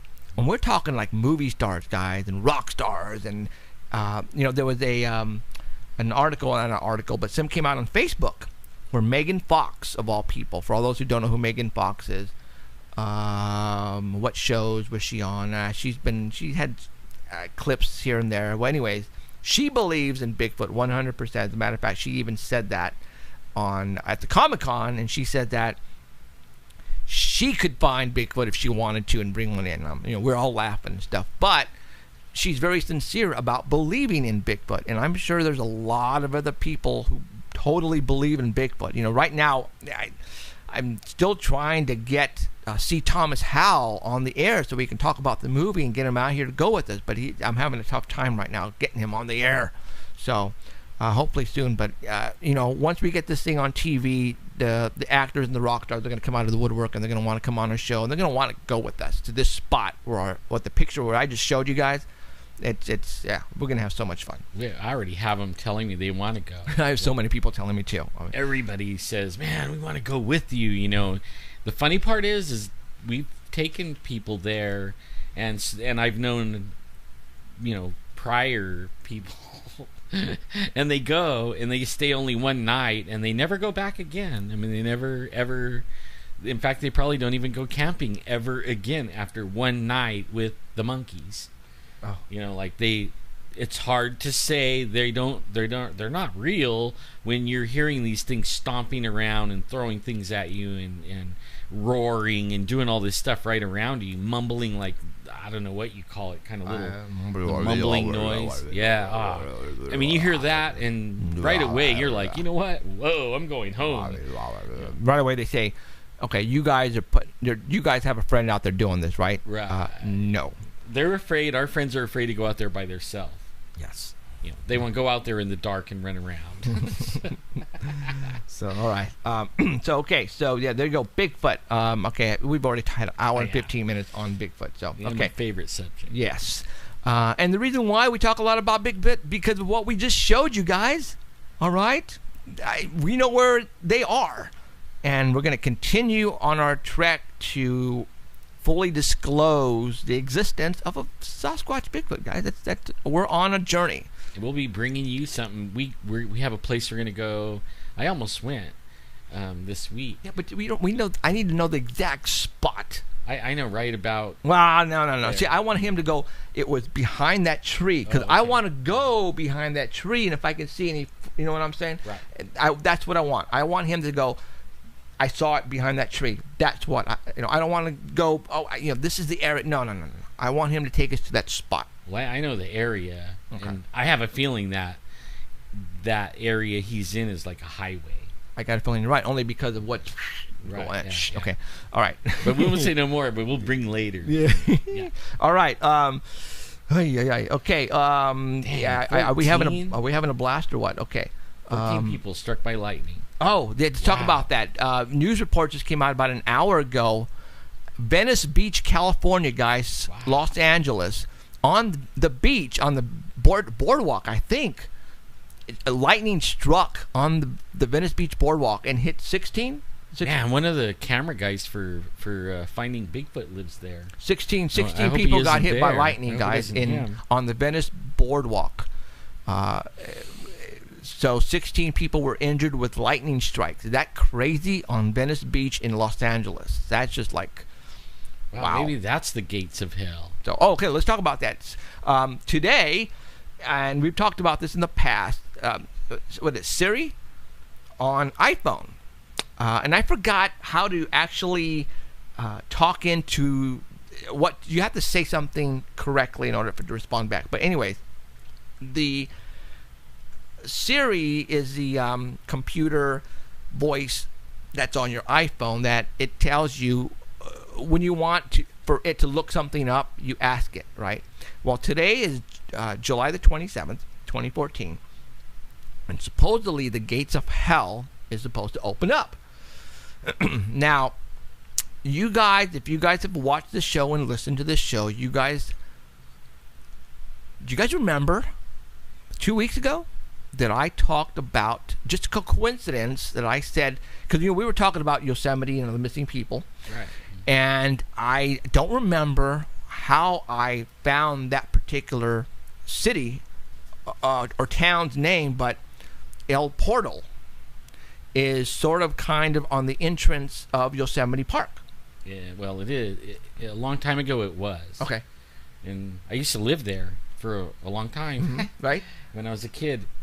And actually, like, you leave El Portal and then go in and you come right to the gate, just a couple of miles past there. So it's the portal to Yosemite. So it's the gate to Yosemite, right? Gate, yeah. Well, let's think about that. The gates of hell. Oh, for those who don't know, El Portal, is that how you pronounce it? El Portal. El Portal. Okay, my wife gets mad at me. Hey, speak English, fool. Whatever. El Portal is on fire right now, you guys, in Yosemite. If you guys could go Google right now, there is a large fire in that town burning out of control. So really, the gates of hell is on fire. Right. Right? Yeah. The gate is on fire. The gate is on fire. And I wonder if my house is burning. And for what we know, Yosemite is to be, I don't want to say the gates of hell, only because there's so many people that go missing. As a matter of fact, there's also several places in Yosemite that has the reference of the devil in it. See, I wanted to look on before the show, but I didn't have enough time. We were talking about this, and I wondered if there is a Diablo or a devil or something right around El Portal. Right. You know. Okay. Is this a coincidence that the gate, the portal, is on fire the same day that Siri told us it would be? Now, this is where I would be playing the dun dun dun dun music if I had it. I got to get some going, so that just needs to add to it. So all right, I just wanted to throw that in there. The portal gate of Yosemite is on fire, and there you go. Okay, so you take it for what you will, and okay. I wonder if any of the other gates are open. I guess we'll find out later on Facebook. Yeah. So okay. This past Friday night, we were actually we should have talked about this first, but we were at the, for those who don't know, we shot a pilot for TV, and I went in search of a band that I thought would complement our show, and I found one, and they're called Possessed Tranquility, and they had a CD release party, and they debuted their music video. And it was Friday night, and we all went, and we had a great time. And I think, we posted pictures on my Facebook wall. For all those who are listening right now, I think I have like 400 more left on my personal Facebook wall. If you want to become friends with me, Jeffrey Gonzalez, or just type in Sanger Paranormal Society. I think there's there's 2 like pages, and my personal page, and Alan Thomas's personal page. So be friends with us on our personal page, and go and like Paranormal Central like page as well, because you are missing so much if you are not following us on Facebook, because that's where if we're not telling you on Sundays at 5, if something breaks right away, we post it on the Facebook and you get it. I'm going to be honest with you. I have reporters all over the world who will let me know exactly when something happens. And that's what's cool about what I do. A lot of people follow us. And I have reporters stationed all over the place on different continents. So it's cool that they keep me updated on what's going on. And sometimes, actually, a lot of the times, we actually break it before CNN and Fox and NBC and CBS. And I usually beat them by about 15 seconds, 20 seconds. So it's pretty damn cool that I can do that. Only because sometimes even longer. Even longer. And it's cool because I have people who give me the information prior to all this happening. So it's awesome, and I appreciate, for those who you guys know who you guys are, keep bringing it to me, because it's awesome that even the local news stations here in Fresno, sometimes they get a lot of the stories from my wall, and then they'll run with it. So that's cool. That's cool. I'm turning red. All right. Another thing that we got here is the latest, and again, this is going back to one of our reporters. And I'm gonna go ahead and play that for you right now. The most recent plane that went missing. Okay. there were, I don't know how many hundreds of people on there. I'm sorry, the missing, they found crashed. Okay. Hold on. It was like 200 and... Is it 200 or something? Yeah. Okay. Doctors, My buddy scientists. out in Australia sent me something, and I want to play it. Lewis Perry. He always sends me stuff, and there's a lot of cool stuff that he sends me, and some stuff I will put up, and some I will not, but he sends me a lot of good stuff. And what I want to do is I want to show you, and I want you to listen. There was one person that was on that plane, and I'm going to go ahead and I'm going to put up a picture of her, and I'm going to let you hear. Angela Dzinski is a mother in mourning. Her only daughter, 24-year-old The hell? Fatima, will never be coming home. So this is the last time she was in Paris? One of the victims of 17 disaster. Oh, hold on, you guys. Sorry, it's my cover for this phone. Emerald was having that problem with my cover last time because she couldn't put it on the earpiece. So what I'm going to do is I'm going to take the cover home. But there was this one girl out of all of the passengers. One particular passenger stood out among all the rest. And I'm trying to pull this cover off. And I find it extremely coincidental. Here you go. Angela Dzinski is a mother in mourning. Her only daughter, 24-year-old Fatima, will never be coming home. So this is the last time she was in Perth? One of the victims of the MH17 disaster. The talented and vivacious astronautical engineer was on her way to Perth to start a new life. She was supposed to begin a job at IBM on Monday. I would say probably her aura in a way, and the energy she emitted was just amazing. You could have a very bad day, and Now check it out what he's going to say. a hug from Fatima would make you very happy. Friends from all over the world took to the internet, expressing their sadness at the loss of a girl who they say shone like the stars she adored so much. She always wanted to go to Mars. She always wanted to go to Mars. And she wanted to go to the skies and explore to be an astronaut. And in a way, maybe now she is actually exploring the stars and getting quite a good look at Mars as well. George and Angela went to Perth Airport yesterday afternoon only to have their worst fears confirmed. Their daughter was on the disaster flight. Today they told 9 News she couldn't wait to arrive in Australia. Her friends say she had a huge impact on everyone she met. It was brief, but it touched so many people's lives. I'm looking at her on this video. Very beautiful girl, 24 years old, and very smart. But her main goal in life was to go to Mars.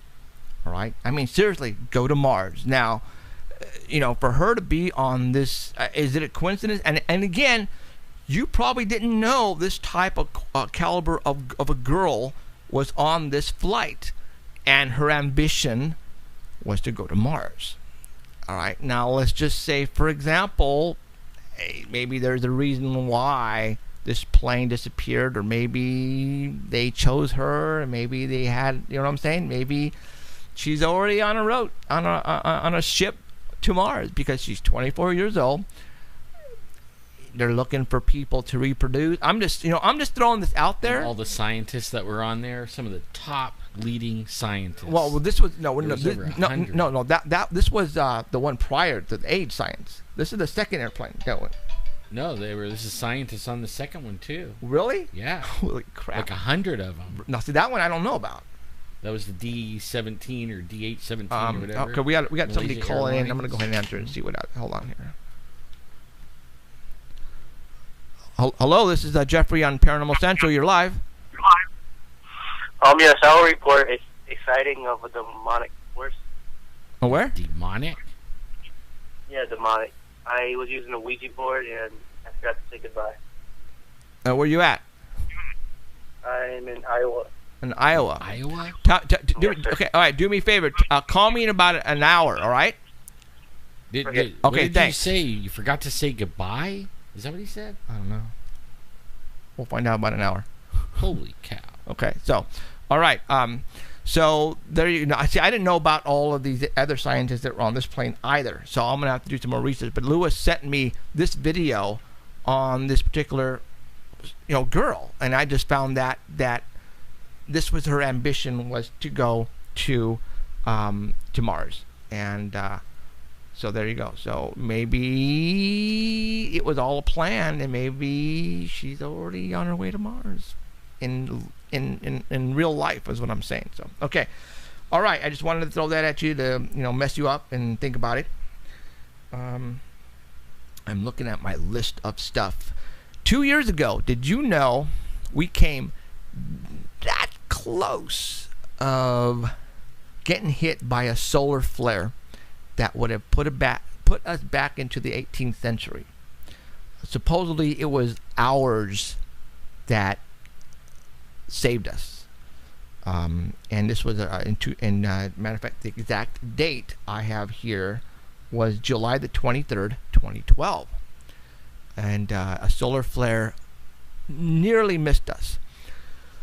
I've told everybody that a couple of years ago I actually had several prepping episodes on this, on how to prep, what to stock and save, because you might have to do it again. You should not even stopped. Right. All right. You guys still need to stow away, water and canned foods, and keep doing it, guys, because something is coming up. What scares me the most, and I believe, and I'm pretty sure a lot of you guys are not thinking this far ahead, but if a solar flare hits us and we lose electricity for a long period of time, there are several buildings in the United States of America that we have to worry about, and those are our nuclear sites, our nuclear power sites. All right, we have over 100 of them here in the United States. You guys realize that electricity has to be working in order to keep all of these reactors cool by pumping water into the silos to keep the rods cool. All right? And you guys are probably going, I don't understand. Well, we get these nuclear reactors, they produce steam which turn the turbines and create electricity for us. But in order to create that steam, you have to pump in water constantly, 24/7, 365, because the water evaporates at a rapid speed. And if these rods that are nuclear active don't have water, then if the pools that these rods are in all of a sudden evaporate with no water, then they start melting, and they start melting into the earth. And so now you're saying, okay, so we need water, or why don't they just put water in there? Well, electricity is pumping this water into the silos to keep, or these rods, in order to keep them cool and start, keep creating steam. When you don't have electricity, then obviously these nuclear reactor sites have backup generators that run on diesel, so those things turn on. But once you run out of the diesel, then what are you going to do? Well, then all of these nuclear power sites are going to go into a meltdown, you guys. That's one thing that people are not talking about in the media or anything like that. If we get hit with a solar flare and our electricity gets knocked out for a long period of time. Well, they make electricity, so if their turbine and their actual wiring is shielded, they actually could stay with power right there. Everybody else wouldn't have it. I mean, if they were smart, they would do that. I'm hoping that's the case. That smart. But there was a show on Revolution. When the power went out, there's a series that just got canceled. These reactors need to keep pumping the water. Right. All right. That's why Fukushima is so bad. So you have to understand too, though. Granted, it could pump the water, but let's just say, for example, the city, there's no water running in the pipes for it to pump out because the electricity is out downtown, wherever it's at. So there is no water pumping through the pipes underground to the fire hydrants. Well, they don't even use, it doesn't use regular water in those. It uses heavy water in the nuclear rooms, you know, where the rods are. That's called heavy water. It's like a real heavy, dense water. Now, where do they get the heavy, dense water from then?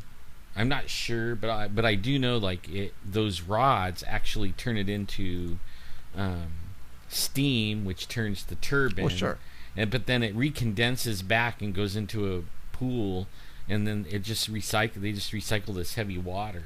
But they can use, like, water, like Fukushima lost all its heavy water, and now they're using seawater and whatever. But it was too late. You know, it already went into a meltdown. Right, yeah, it already did. Yeah, and they're right near the ocean. So we have over, if you guys can go on Google and Google map, and not Google, just Google locations of all the nuclear reactors in the United States. We have a lot. A majority of them are on the east side of the Mississippi River.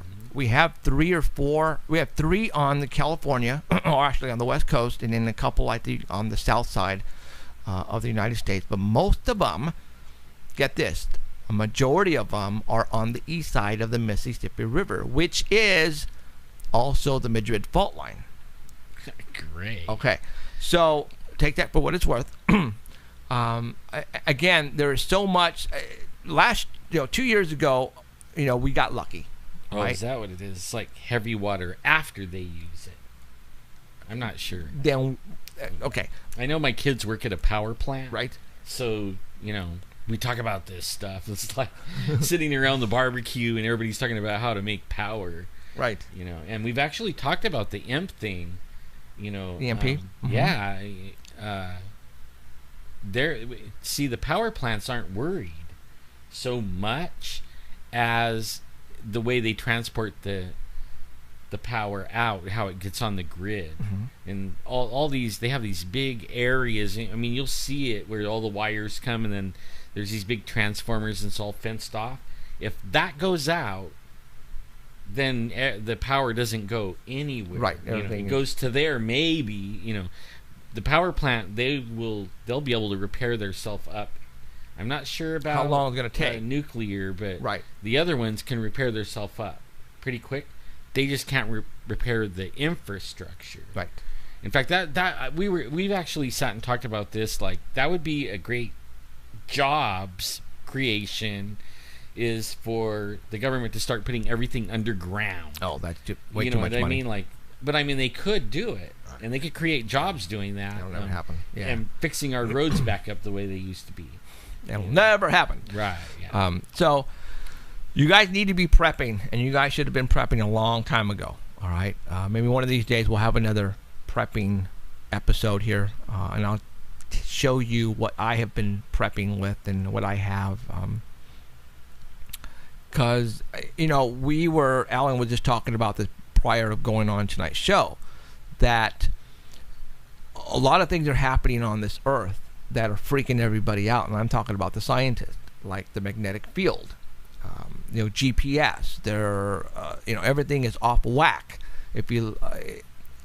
And a lot of people think it's something in our, in space, in our, I want to say galaxy, in our solar system. Thank you. Oh gosh, solar system that's doing this. And what did you say may be the cause? Nibiru. I mean, I'm not a proponent of it, but only there's these old, they call them the old boy network or the old guy network, and they're these guys that worked in top secret clearance, and they're now in their 80s, and there used to be a bunch of them. Now there's only a handful of them, and they're starting to talk. And they're only telling what they know, and they know it's compartmentalized. So each one has their own little piece of the puzzle, but only when you put all the puzzle together, it's doom and gloom, man. The supposedly this Nibiru or whatever they call it is supposed to be on the same side as the sun as us sometime in 2015. Then you have these other scientists saying that the Van Allen belt, which is a magnetic field, is going to collapse to the Earth, and all of it all in the same year, all of it in the same 2015 timeline, and all of them saying the same thing too, almost what the Georgia Guidestones say. The Earth population is only going to be like this much. Maybe that's what that means. It doesn't mean that the Agenda 21 is going to take everybody out. It means Illuminati or anything like that. Something's coming, and it's going to take the population down to nothing. Wow. Basically, half a million is nothing. I mean, how many? That's as much as like half of our city we live in. Yeah. That's nothing. So it's I can't tell you where to go when the SHIT hits the fan. I mean, it's basically going to be every man for himself, every family for themselves. Just hope it doesn't come to that.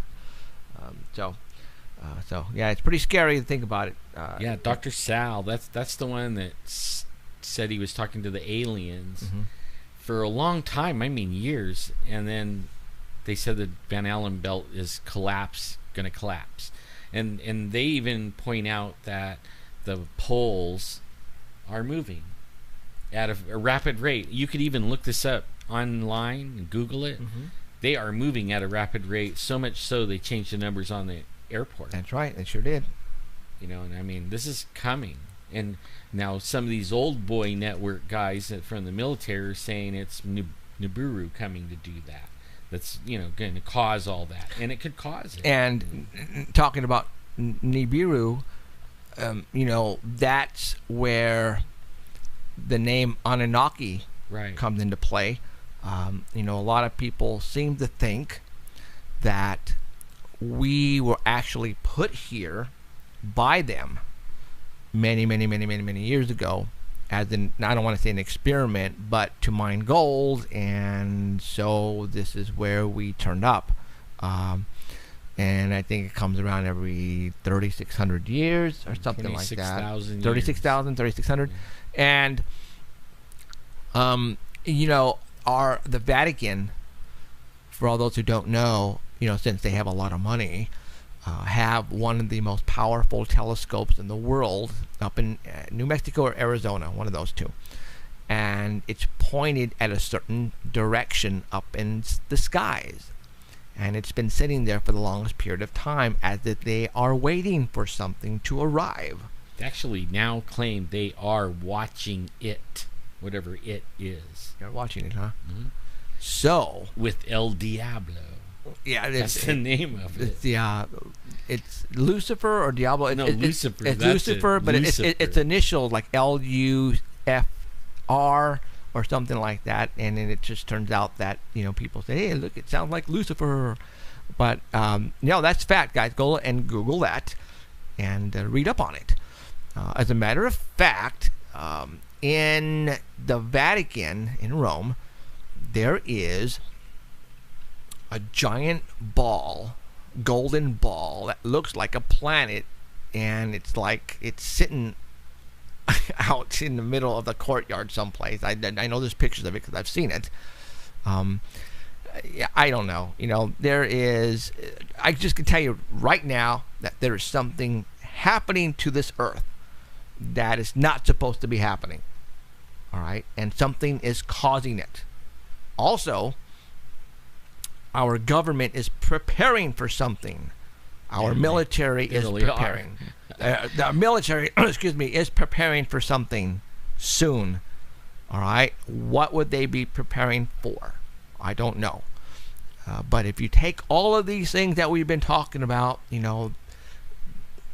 something is goofing around with the Earth, and you can tell that it's that something is making it go off whack. The magnetic field is not doing its job. The GPS is off. Nibiru has been in paranormal conspiracy theories vocabulary now going on like 3 years, 4 years, and everybody was that. yeah. Sitchin brought it up like in the 70s. Yes, you yes. know? But only actually, what's funny is this is something I've been researching lately. The things that he predicted in the 70s from reading, the ancient alien documents that he says are, he's been right on. Yeah. I mean, he's even talking about this time frame. Okay, well then let's yeah. we only have like 20 minutes. Yeah. If Zechariah Sitchin is correct, because you're a very religious person, like I am, all right, then where does that put your faith if let's say Nibiru does come, and let's say it's an inhabitant of our ancestors? I don't know. I mean, it would challenge it only a little bit, and I only say that only because I have experienced what a lot of people haven't experienced. Like I died, right, and I went to the other side, and I seen, like, I'm not afraid to die now, and I know where we come from, and I met, some people freak out if I said everything, but right. Yeah. but and then I've been attacked by demons and stuff since then, right? I mean, straight up coming at me, attacking me, and so I know what I actually believe is like everybody says the one certain book is a lie, right? I could talk about, me and Heidi Hollis just talked about this. You could talk about aliens and Bigfoot and ghosts and demons and the devil and everything, and nobody, they'll be all on board with you. You say Jesus, and all of a sudden everybody is, all of a sudden they discount everything. You're just a wacko, right? I mean, all of a sudden you're a wacko, and that is the most supernatural, powerful thing in the universe. I mean, if you want to play around in supernatural and you want to learn about that, you learn more from the Jesus guy than you do any of it. In fact, he even just tells about it. Now, when you read the stuff that Zechariah Sitchin put up, and what everybody wrote about it and everything, you're reading the way that these... I don't want it to fall down, break. You're reading what these guys... they wanted to be gods, and they're giving you the history of what they want you to believe, and that's what everybody believes. I mean, they take it. I mean, TV shows are about it. I mean, and everybody just takes it just like, yeah, oh yeah, right. That's like, like true, right. And I don't. I say those guys are the fallen ones, and they even say they are. For example, the alien to your left, a lot of people say that are the fallen angels right there. Those are the demons, guys. We have it up here because this is what people are experiencing. Yeah, that's what hundreds they see. And thousands of people are seeing these aliens. A lot of people seem to think they're from other worlds and they're the good guys and stuff like that, but also a lot of people seem to think that these are the fallen angels and they're the demons and they're not the good ones. Well, I tried to disprove it and prove it was wrong. And some of it had to be researching these guys right here. Okay, now, people have been getting abducted since, that we know of, stories from the 50s on till now.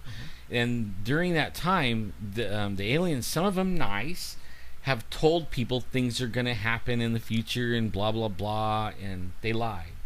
Okay, if every last single story that you could find about aliens telling people the future, it's a lie. Every single one of them. You could check it out your own self. I've spent hours on it. I so much so that I even quit looking because they never tell the truth. Never, ever tell the truth. So I discount them as being anything. Even their own history they wrote on rocks and everything and told everybody, they required human sacrifice. Anywhere you go around the world that you find these things, they required human sacrifice, and they were eating the humans' hearts and stuff like that. I mean, that part they don't tell you on Ancient Aliens and stuff like that, but that is really what's going on. I mean, I won't be surprised, but I'm not afraid to die either. I know where we go over there. We travel at the speed of thought. I mean, you think something, and there you are, and you'll know a whole lot of stuff. You'll just know when you get there. It won't be like downloaded to you. You automatically know everything. It's almost like you've been there before. It's an interesting place. Well, maybe everything's going to happen in 2015. Who knows? But no, I don't know. I don't know. You know what? Just take one day at a time. That's the only thing you can do. Have fun. But question everything. Question everything. I mean, question everything I just told you. Yeah, check it out. The stuff that we talk about, go Google if you think we're smoking the crack, which sometimes we do, but no, just kidding. No, say no to drugs, guys. So yeah, so the stuff that we talk about on here, we are definitely changing people's minds because they've come up and told us that they heard something on the last show and they went and Googled it and did some more research and found out, oh, you're right. I'm going, yeah, we're not going to tell you a bunch of lies on here, and we're not going to make anything up. There's no reason to. There's absolutely no reason to. Actually, it's good stuff, man. And yeah, really like good. I said, we talk about everything on here. Monsters and conspiracy theories, and we even talk about the border, what's happening on the borders, and we talked about that last week. They're opening up. Matter of fact, I had a Facebook friend that I posted. Elizabeth posted on something on my wall that says that some Walmarts that are abandoned are being turned into FEMA camps. And one lady out in Alaska who doesn't have the internet, who doesn't watch our shows, but is on the cell phone and watching the Facebook wall, she said, fear-mongering, you guys are fear-mongering, stop it, I don't believe you. You really have to, again, if you don't watch our shows, then you're going to miss out all the detail parts that we have been telling you guys the past couple of weeks. That I even told you that I think one of the reasons why they're not all kids, but let's say the illegal aliens from South are coming up to our area is damn good reason to open up these FEMA camps and to start, putting practicing. Yeah, I mean, it's a fact that they are opening up these camps and FEMA is running them. That is an absolute 100% fact. So what do you call that? FEMA camps, guys. Well, if anybody wants to find out about FEMA camp, Google Jesse Ventura. Yeah. He did a whole show on him, and they go up and knock on the door to these places, There's places all over, the United States that are abandoned and that'll make a perfect place for a camp of some sort. Well, again, there's so many theories going on the reason why they're just bombarding the southern borders, and we can talk about that forever, but oh well. So, all right, we got like 10 minutes, 12 minutes left. Oh well, I guess sometimes I don't like to tell who do we have ahead, but when I say we're gonna have an author next week, then I notice a lot of people will have the same author right before us. Right. And you know what? Okay, so be it. And sometimes when we have the author, everybody has him right after that too, or her. And it's because he's just popular or whatever. But we have an author coming on next week. We're gonna have him on hopefully for a long time. We have seen him at Bigfoot conferences like in Felton, California. He had just written a book about the Patterson Gimlin film of 1967. And you guys are probably going, oh, again, we're going to talk about that Patterson. Blah, blah, blah. Well, this guy, his name is William Munns, Bill Munns. He used to be in special effects back in the days in Hollywood. As a matter of fact, he was the guy who built the swamp thing creature for the movie. All right, he built that. He actually built oh my god, the Wolf Man. He's made a lot of costumes that you guys have. The Night of the Living Dead Returns, the Return of the Living Dead, the one that says brains. You know, he's the one who did that. There's one, I think, the Return of the Black Lagoon Creature. He actually made that. He's been around the block. All right. We saw him at the Filton Bigfoot Museum a couple years ago. Yeah. And he was on a quest to debunk the Patterson-Gimlin film. Yeah, you want to say it was not real. Right. Because he is the guy when it comes. I mean, he was building these rubber suits and all that, like the Swamp Thing, you know, back in the days. And the Patterson-Gimlin film of 1967, that's when it was filmed.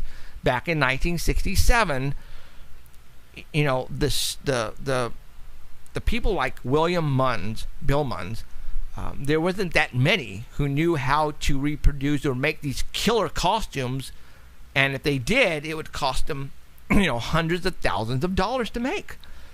Well, Bill Munns went on a quest to try to debunk it, and how he did that is he, with the specifications from the Patterson-Gimlin film, he got the exact dimensions, and he went to go build one that he tried to reproduce it. Right, yeah. Okay? Just like it. Just like it. Couldn't do it. He couldn't do it. Meaning, to try to get a person to fit in the suit that he would make, he couldn't do it. So basically, he could not debunk it. So basically, he's saying it's real 100%. All right. He wrote a book on it. I got 2 books to give away to everybody next week. So I think that's cool. You know, like, that's how I came about, how my beliefs are. I try to debunk everything. Sure. So he tried to debunk it, and he wound up believing in Bigfoot. Right. Just like Mickey follows the evidence, and he did the stuff on the windows. He didn't believe in Bigfoot. But only after he looked at the evidence that he saw, guess what? He really entertains the idea that there is a Bigfoot out there now, just from the evidence. You got to look at the evidence, you guys. You cannot. That's so cool. I mean, yeah. I mean, there's other things that you have to look at the Patterson film as well, as the way it walks.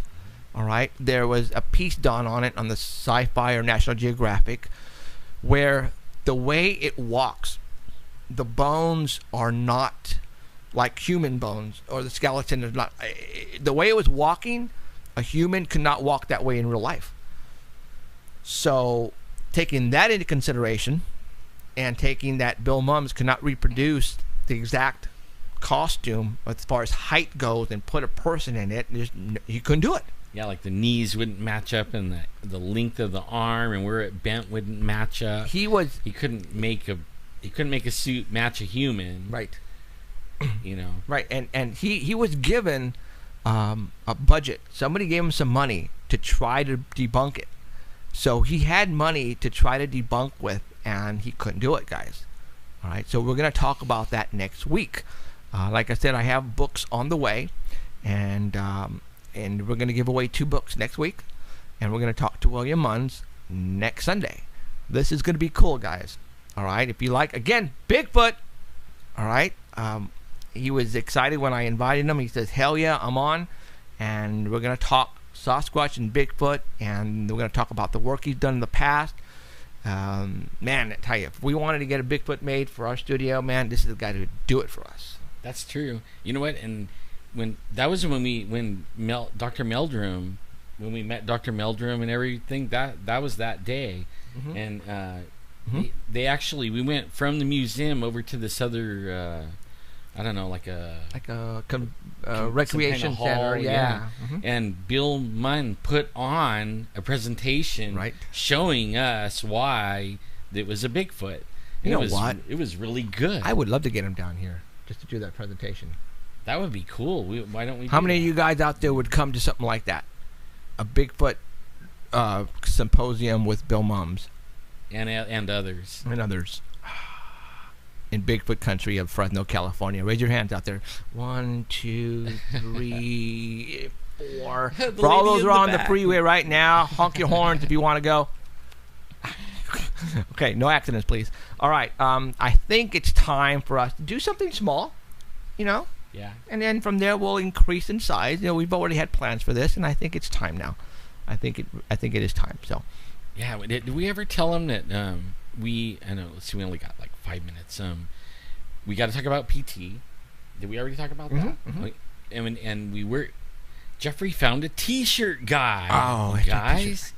Only we don't have the final product yet, but it's in the works now. Okay. We could actually say there might be T-shirts pretty soon. So yeah, we have to have a meeting, sit down with the guy, and then come up with some different designs and stuff like that. Girl T-shirts and maybe some polo shirts and stuff like that. Mm-hmm. But finally we got a reputable T-shirt guy that can make T-shirts for us, because I've been having the toughest time trying to find somebody. I don't know why they're all flakes, but I could not find. It's like video guys and T-shirt guys. Yeah. Production. Right. It's like everybody says, man, we could do that, and then it's like, where did they go? They disappeared.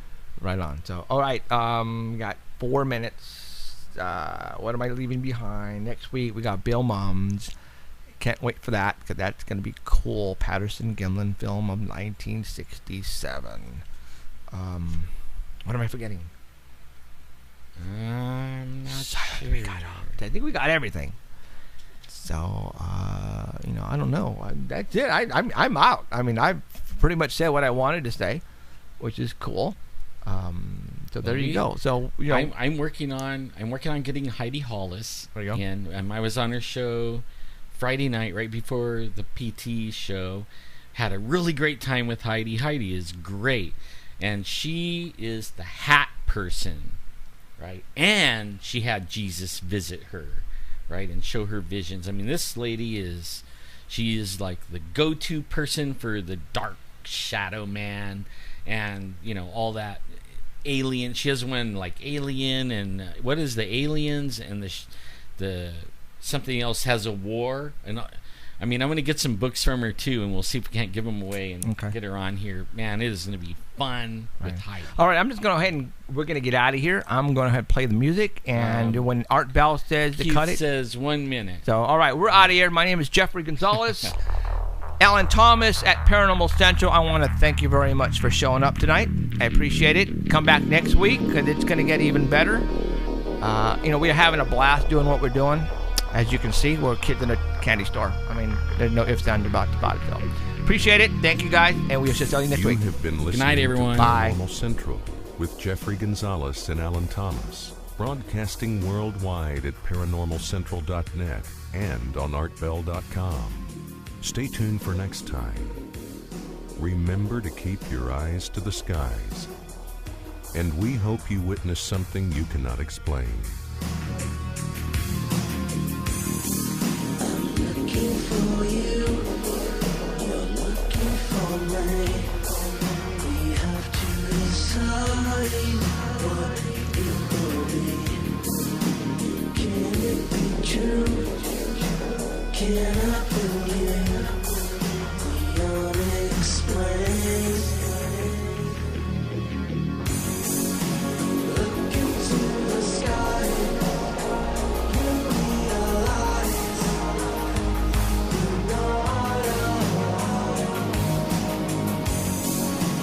Open your eyes, you can find the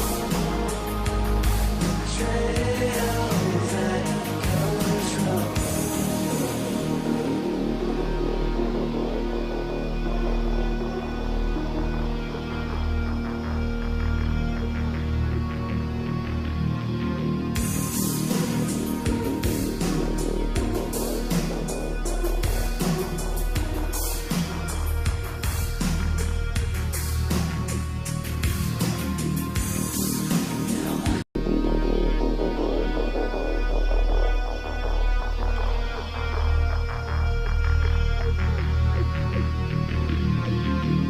Welcome to Paranormal Central, broadcasting live from Central California with your hosts Jeffrey Gonzalez and Alan Thomas. Broadcasting video worldwide at ParanormalCentral.net and broadcasting audio on the Dark Matter Network at ArtBell.com. Are you ready to witness something that you cannot explain? Looking for you, you're looking for me. We have to decide what it will be. Can it be true? Can I believe the unexplained? Look into the sky, you realize you're not alone. Open your eyes, you can find the trail that comes from. Hello, everyone. Welcome back to another episode of Paranormal Central, coming to you live from the central part of California in a big city called Fresno, California. My name is Jeffrey Gonzalez. I am your host of Paranormal Central and also the founder of a group called the Sanger Paranormal Society. Been in existence for over 12 years now. We investigate everything: UFOs, Bigfoot, creatures, monsters, conspiracy theories. We do it all here. So we're just not talk show hosts. We also get out in the field and we get our hands dirty and our feet wet. And we bring back, I think, some of the best evidence and as far as videos and photos to show you. So to my right, to your left, is my co-host, Alan Thomas. Hello, everyone. Today, Alan. Find ya. Yeah, it's not coming on, huh? Well, today, Emerald, our engineer, is out of the town. She's in Seattle, so we're handling everything ourselves. So far, so good. I believe our signal is good and strong to the Dark Matter Network at the artbell.com website. So, if you don't want to see us tonight and just want to hear us, you can go to the Dark Matter Network at artbell.com. Yep, you heard me right. Artbell.com website is carrying our live audio feed worldwide on their network, and we appreciate that a lot. We will be showing you some, but I think it would still be fun to go, and I can't wait for that to happen. Well, we had a reporter out there. His name was Ito, and he was out there taking photographs, and he was sending them back, and I was placing them on our Facebook wall. For all those who don't know, okay, there comes that. Hey, you there? Hello? Hey, now can you hear me? Yeah, I think they're trying to mess with us. It keeps on saying it put on hold. So I don't know what that was about. I don't know what that is about either. So, okay, cool. Well, yeah. You're not on dial-up? No, I'm on my house phone. That is I weird. don't know. Dude. I know it's not dial-up either. That is weird. Comcast. That is weird.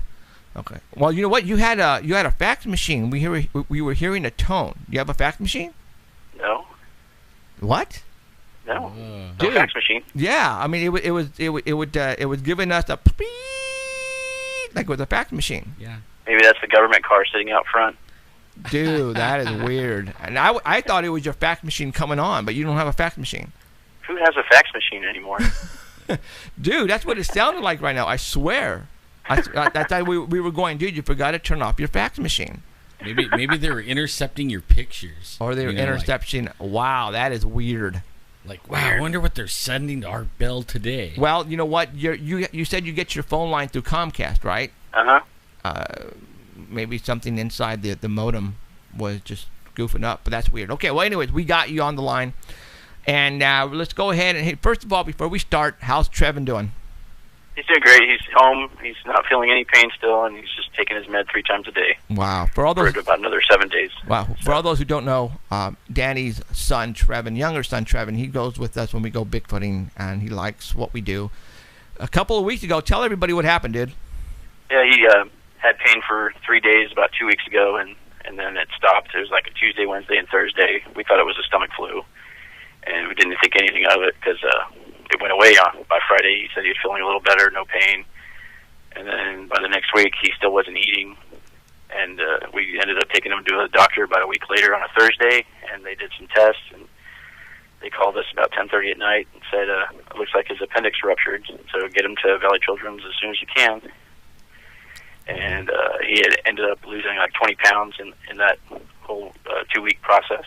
And they don't operate anymore. They treat the infection inside you for about 2 weeks, 2.5 weeks, and then they go back in later with a CT scan and see if the infection is cleared up. Wow. And if not, then they operate. He is a Bigfoot freak.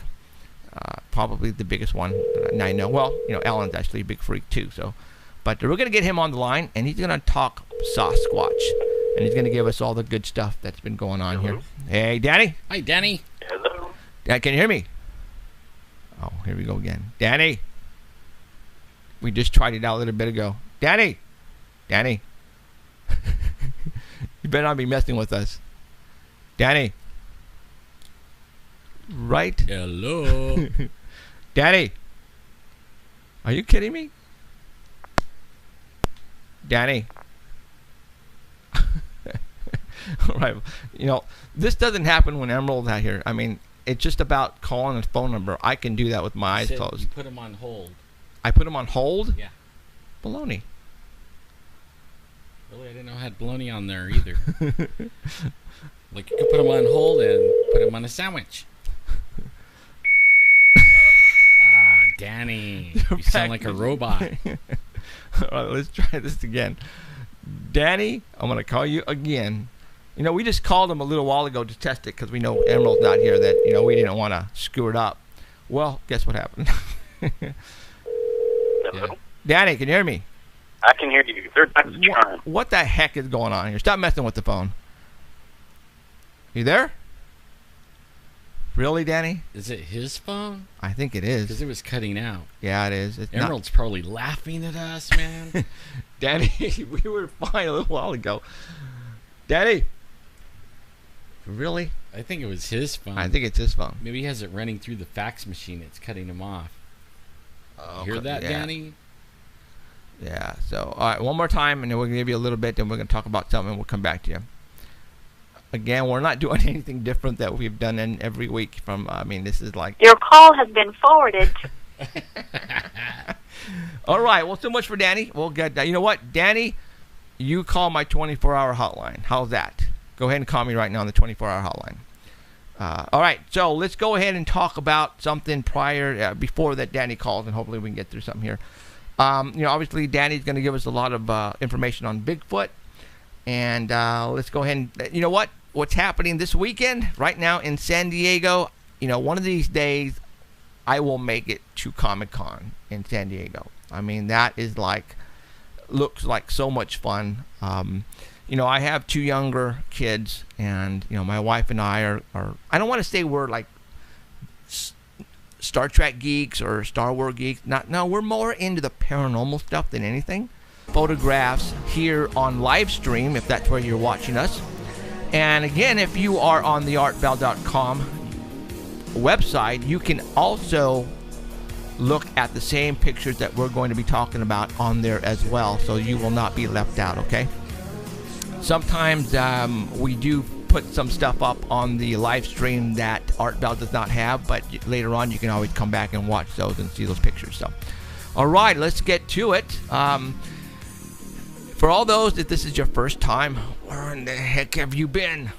We've been doing this now. I think I've been doing this show for about 4 years, going on 5 years now. And it's turned out to be something that I would have never imagined. If you would have told me 6 years ago, where I was running around looking for Bigfoot and, being a representative for MUFON, that I would be where I'm at today, and being carried by artbell.com website at the Dark Matter Network, I'd say you'd be smoking something. But it looked like it has happened, and things are happening for us. Radio is not the only thing that's been going for us. We've been doing some TV stuff, and that's actually taken off, and I can't even imagine where that's going to go here in the near future. So I like to thank everybody who's been following us and who's been watching us and listening to us at artbell.com. I appreciate it a lot, because you know what? We have some great stuff to tell you, to show you, that you're not going to hear about it anywhere else. The mainstream media is not going to talk about it, and that's where you're going to get the stuff here first. So, all right, well, before we start every single show, we like to talk about a certain subject that is real dear to our hearts, and that is Bigfoot. For those who don't know, we're in the Fresno area, and just east of us is the Sierra Mountains. You got Yosemite and the Sierra National Park, the Kings Canyon. We have a lot of Bigfoot sightings up here. Bass Lake, Shaver Lake, Badger, Wishon, Courtright. There's a lot of them running around up there, and we get a lot of reports, guys, and I mean a lot. So when we talk about Bigfoot, a lot of times Bigfoot seems to overpower a lot of the other paranormal stuff, only because there's an abundance of information that we need to tell you. Now, for a while, it started getting overwhelming, and not only in this area, but around the world and around the United States. So we had to throw it off to somebody else, and that would be our Squatch reporter, and his name is Danny Valderrama, and he is a because sometimes when it ruptures, it takes care of itself. But we got lucky because the infection abscessed, and it didn't spread to his whole body. It was just like a leaking out, infecting. It still was infected, but it wasn't as bad as it could have been. Right. Yeah. And he didn't feel any. Lost him. Yeah, Crazy. I know. And he didn't feel any pain at all, which was weird. No, just for 3 days, and that was it. Wow. Like we were all saying, somebody was watching over that kid. Yeah. Yep. I agree. Yeah, I thought it was a He miracle. might be the next president. Yeah. Yeah. I can retire. All right. Okay. Well, I'm glad he is feeling better, and Yeah, he is eating. You better be buying him pizza after pizza after pizza, right? Yep. He's had pizza for 3 days now. Yes. What kind of pizza? Pepperoni is his favorite Oh, there you from go. different places around town. Really? We've tried them all. That's funny. So, all right, we're going to go ahead and get started with the Squatch report for 27th of July, 2014. For all those who are on the artbell.com website right now on the homepage, or just where you see Paranormal Central, you will have the photographs. And we're going to go ahead and start on photograph number 1. And I am going to click on it here, and we have iPhone. What is that? The messaging thing, right? I mean, Yeah, it's for Facebook Messenger. When you send private messages to someone, Facebook has now added a little store there where you can get different pictures. And this one is, it's called Biggs and Yeti. It's from Richard Perez. And if you go to the when you send somebody a private message, if you go to that box down at the bottom, and before you start typing in, there's a little smiley face in the right corner. So what you do is you click on that, and then a new screen will come up, and then there's a little basket in the corner, and that basket is for what they call a sticker store. So you click on that, and then about halfway down, you'll see all these stickers. There's a whole section for Biggs and Yeti, and there's 52 different little pictures that you could post, and it's free to download. But you can just add Bigfoot to your messages. Pretty cool. Facebook is catching up with things that are popular. right. And Bigfoot is definitely one of those. There's the Bigfoot down there at the bottom right-hand corner. And All right. you can also use it for to update your status. So if you go, when you click on to update your status, Right. You click on the smiley face again, and then you go down to the bottom of that little section there, and it says looking for.